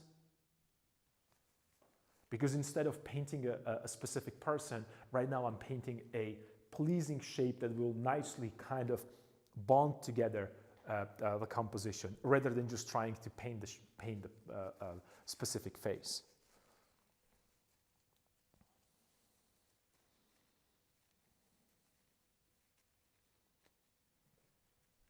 But that's, and I'm saying, I'm just want to make sure that you guys understand that this level of overthinking, let's call it as it is, overthinking.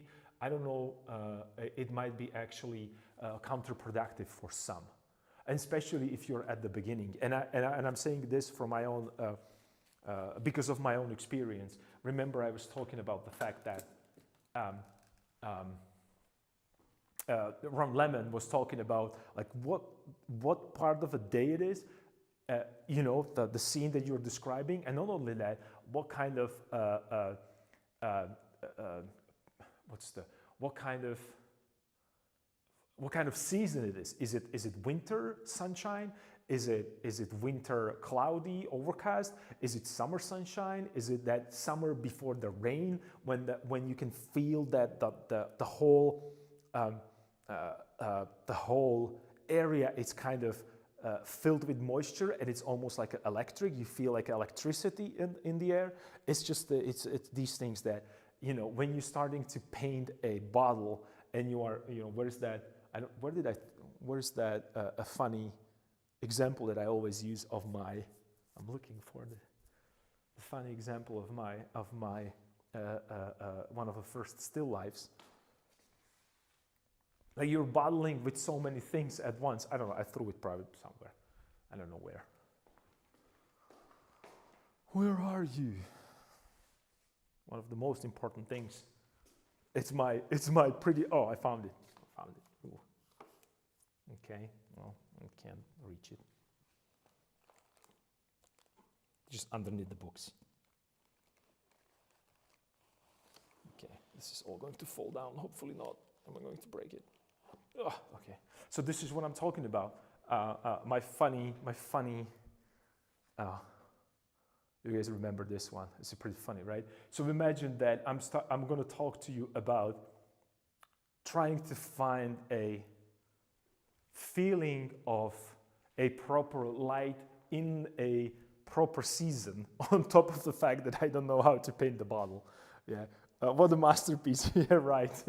Well, thank you, DM7. That's just that just made me laugh. What a masterpiece. Yeah.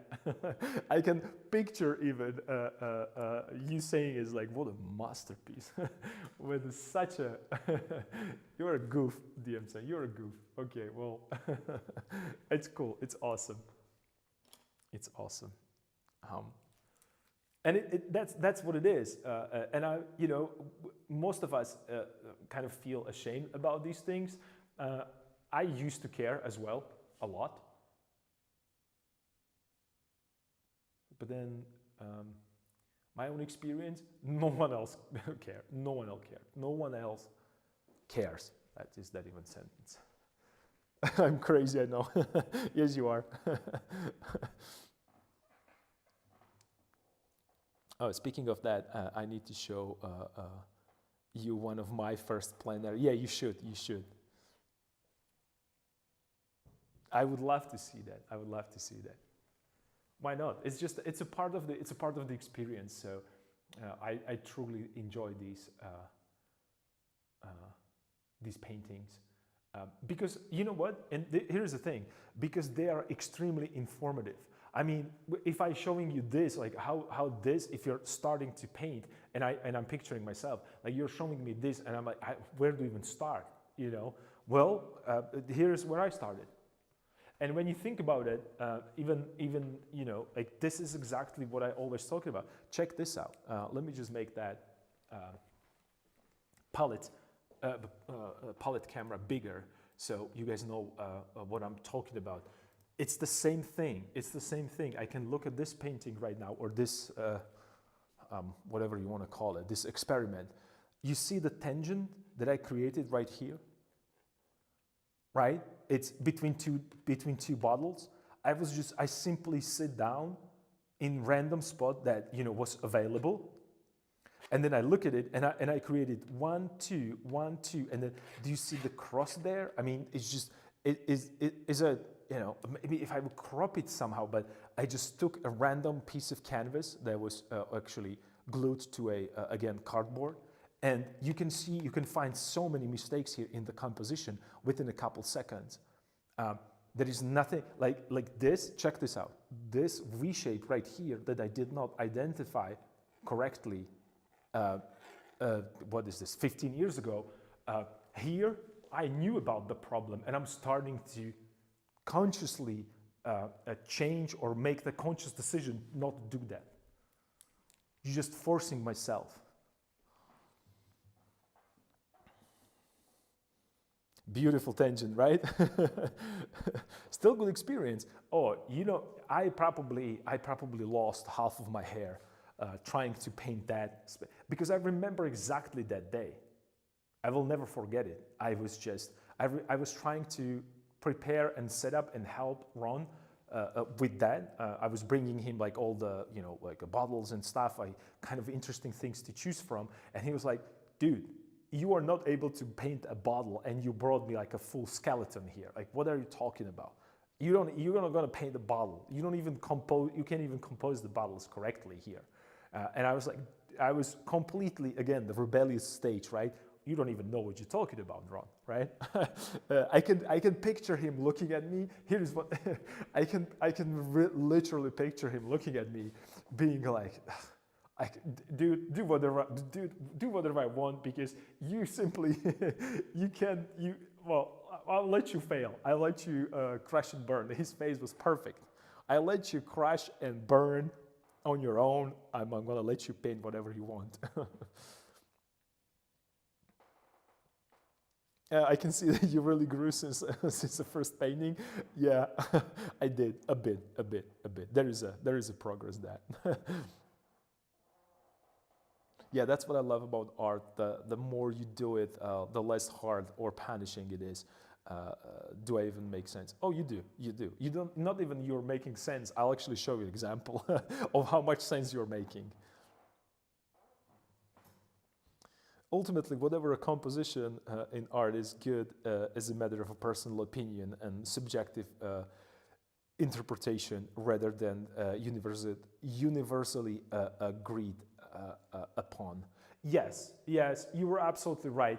But here is the thing, I'm not making fun of anybody else's paintings. I'm not making fun of anybody a struggle painting it. These are my paintings. I painted them, and I can tell how much more thought I should have put into a simple compositional ideas rather than just bringing more and more complicated subjects to paint. Because I really truly thought that more detail, the more intricate stuff I'm going to put there, it's going to make it better. And I think that that's what my brain is kind of wired to do from very early days. But you're absolutely right, okay? So again, these are all my opinions, and you are, I'm pretty sure that you all guys are smart enough to have your own, and also create new ideas and new approaches to your painting. And it got really, really dark here, or it's just me, because I was looking at the bright screen.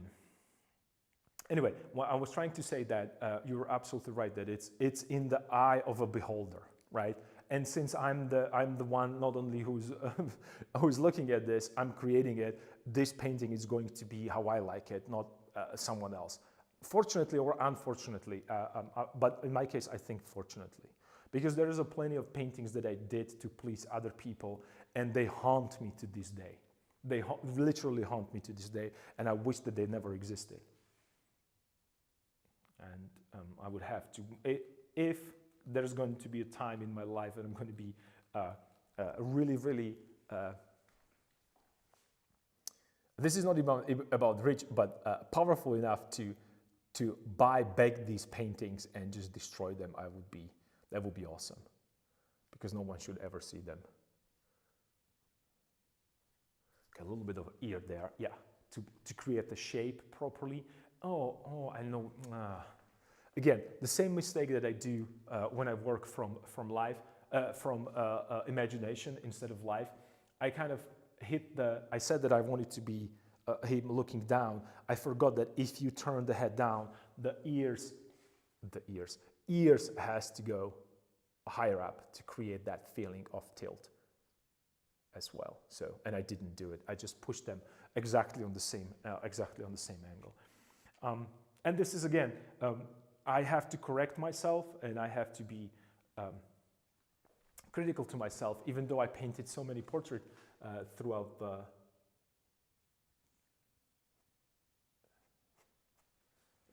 I still make these mistakes. And these are not even mistakes, it's just because I'm paying attention to something else, and I'm, plus I'm working from imagination, so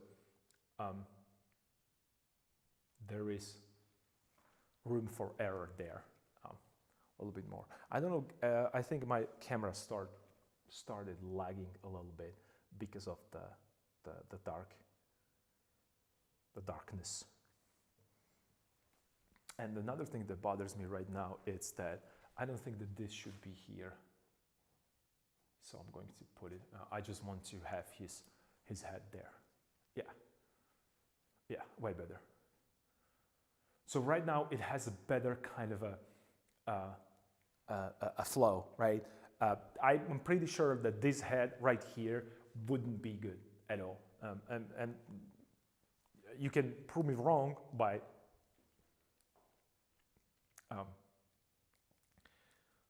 painting a similar subjects, but I think that right now the composition works better. Not even prove me wrong, you can show me how to with your work, because that's what that creative discourse is about. You can, not necessarily it's about me proving you wrong or right. It's more about I can show you, and this is what the composition is about, and this could be our closing argument today, or something to think about rather, is that, and it's going back to that, your comment, Token Princess, and how much I have to agree with you, both of you or all of you that with your opinions, is that ultimately it's not about, like you mentioned, to have some set of rules for a composition. The only reason why I use them and it's not even rules. We prefer to refer to them as guidelines, something that kind of helps me to start. It's the same with mixing. I usually go with my traditional mixture, which would be white, yellow ochre, vermilion, or English red when it comes to a portraiture. But then you can see, like, I'm moving towards the greens right now here, and they're set up in a certain way so it can help me to develop a better representation rather than just follow a specific recipe.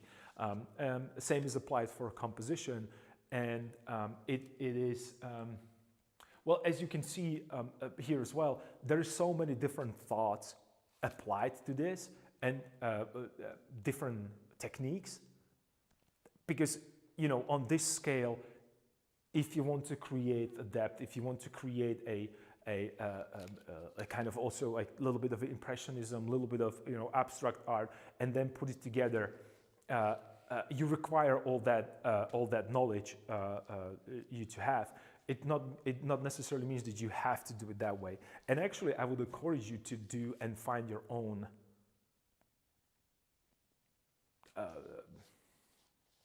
it's not necessarily your own process. That's what I'm looking for, because it's very important. And trust me, the more you paint, the easier your process is going to be recognizable, because we all have our own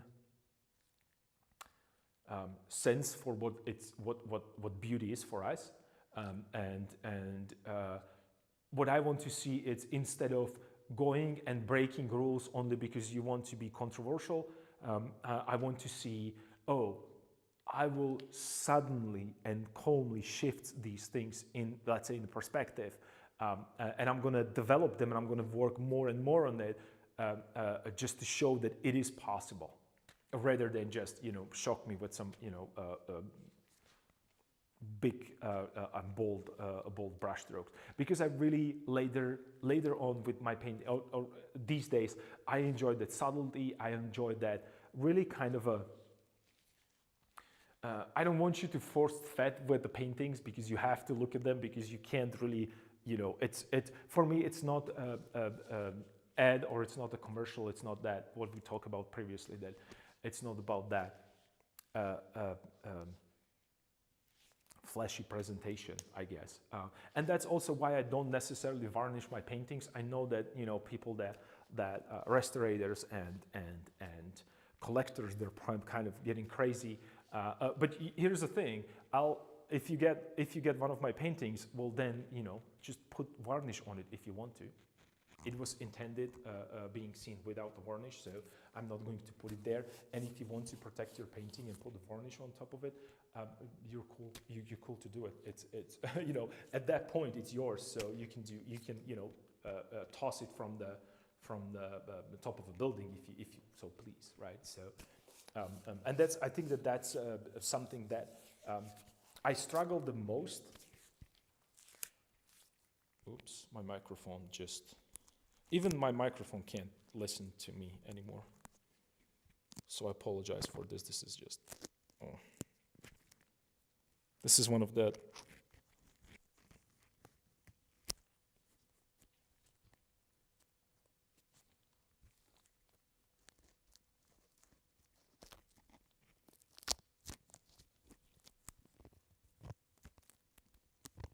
it's a latex against the microphone. So we are in that ASMR territory again.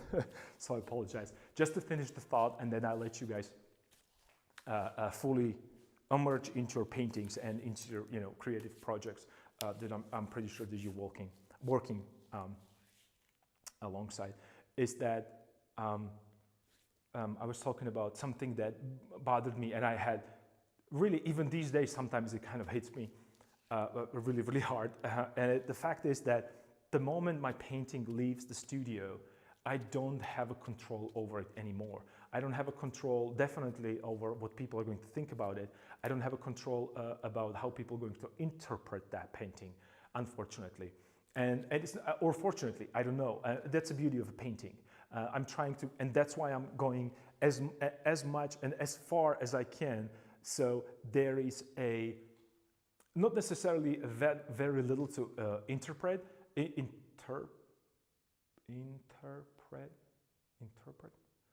I'm losing my words. Well, what I'm trying to say is that I want to make sure that the main idea it's being understood across the whole audience, and then you can fill the blanks as much as you want. But I would like you to get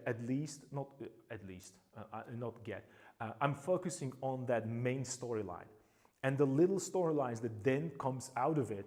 Let's say, when we think about like TV shows, we are so angry with some of these creators giving us the answers, and we'll love not to have these answers and fill the blanks for ourselves, because I think that the big like a very famous argument is Game of Thrones, that people were expecting completely different endings, and they got something that they were not satisfied with. I don't know. I'm not a fan. I'm not saying that it's a bad series, but I was okay. You were asking for them continuing making these movies, and then you are surprised when they give you answers that you don't want to. I prefer to have it, okay, I have main storyline, I gave you enough information for you to create your own story behind that, right? So we have the journey. A journey is important, and I hope that the journey kind of a feel it's getting across. And then, like I said at the beginning, you can choose if this is a darkness and they're bringing the light, this is a forest and they navigated from a dark forest out, or this is a storm and they went from the stormy bad weather into sunshine. That's all up to you. It's for you to actually put yourself into this. Thanks for sharing your thoughts. I hope we get to watch you work again tomorrow. Tell us one show you really enjoy. One show that do you want a because this is going to sound strange, but in my late young years, I'm gonna say this. I am into into kind of a how would I put this, into not necessarily weird ones, but like very, very, very simple shows. Nothing, fancy. What was the last one that I really, really enjoy? Actually, another question. Do you want to, is it with real actors? Is it the sci-fi, or is it history? Is it anime? Because I have some that's another thing. I started to watch. I saw my first anime, I guess, 2-3 years ago, which was a Death Note. So that I kind of enjoyed that. It was kind of because I like a detective kind of thing. So Sherlock, the BBC one, it was very, very exciting for me. I really loved it. I liked the acting, and I liked the story. So Sherlock would be one. I like the kind of a mysterious stuff. So that would be something that you have to actually think about what's happening, rather than just. I think that there is that German Netflix shows. It's called Dark. So I love that one. I'm still, but I don't have that much time right now to watch that. But Dark, it's really, really good. I think it's German, so you have to watch it with subtitles, which doesn't really bother me that much. And yeah, that will be recently something that I really, really enjoyed to watch.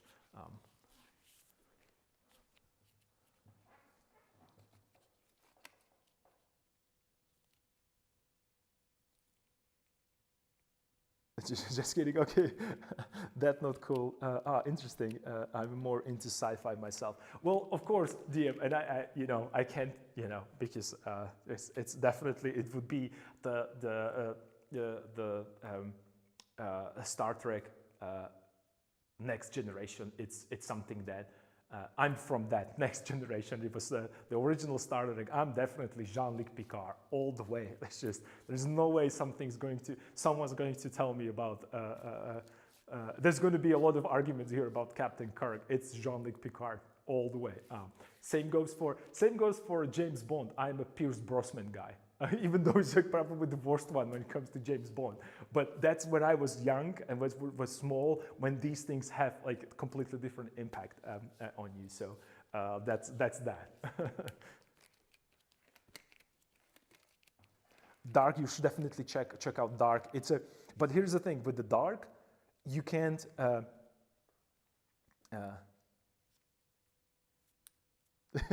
I would not have guessed this law. Oh, this is since you don't know, this is the references are from Star Trek. Boldly go, where what's the DM7? You have to help me with this quotation from Star Trek. Then also we talk a lot about Tolkien. I'm a huge Tolkien fan. Lord of the Rings, it's the and Hobbit are two most talked about. So I honestly have to say that I haven't had a chance to see that TV show which is based on the Tolkien's work. I heard a lot of bad stuff about it, so I don't want to say that it made my opinion necessarily. It's just since the reviews are so bad, it's not a priority on my list of watching stuff. So that's that. What else? My favorite, absolutely top anime. It's One Punch Man for sure. That's probably, and I'm smiling because that's not. It's just I think it's a perfect story. First season for sure. It from the opening scene till the last closing song that is there.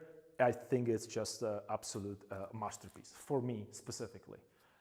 So that would be something, like on the scale from to explore strange new worlds, yes, to seek out new life and new civilization, to boldly go where no man has gone before. Yeah, that's actually what we have fun with here. Boldly go when no man dares. That's my shortened version today, because that's what painting is for me. I really sometimes, even when I talk to you, sometimes I'm really at the edge of my own understanding of that subject. That's why I think of this as a creative discourse, because I have no way to know whether or not this theory is correct unless I place it on the canvas, and then not only placing on the canvas, put it to review of my peers, or what's the proper way. So unless you guys are looking at it and then you seeing it and making your own opinions about that, that's when I am. That's the feedback that I need. So, that's it for today. Like I said, I apologize for the last week, and you know that my schedule is back and forth, left and right. Tomorrow, I'll do everything that it's in my powers to be here. I can't promise it, but I'll do what's best. Maybe I can just jump in for an hour or two and paint alongside you guys a little bit. So looking forward to that. Thank you for joining me. Thank you for participating in this creative discourse. And hopefully tomorrow you're going to have clean brushes and a palette ready to work with, and like 100 ideas, because I need them. We all need them. So yeah, that's. Did I forget something? Maybe big thank you for all of you. So let's see what's going to happen tomorrow. Stay cool, and I'll see you later. Bye.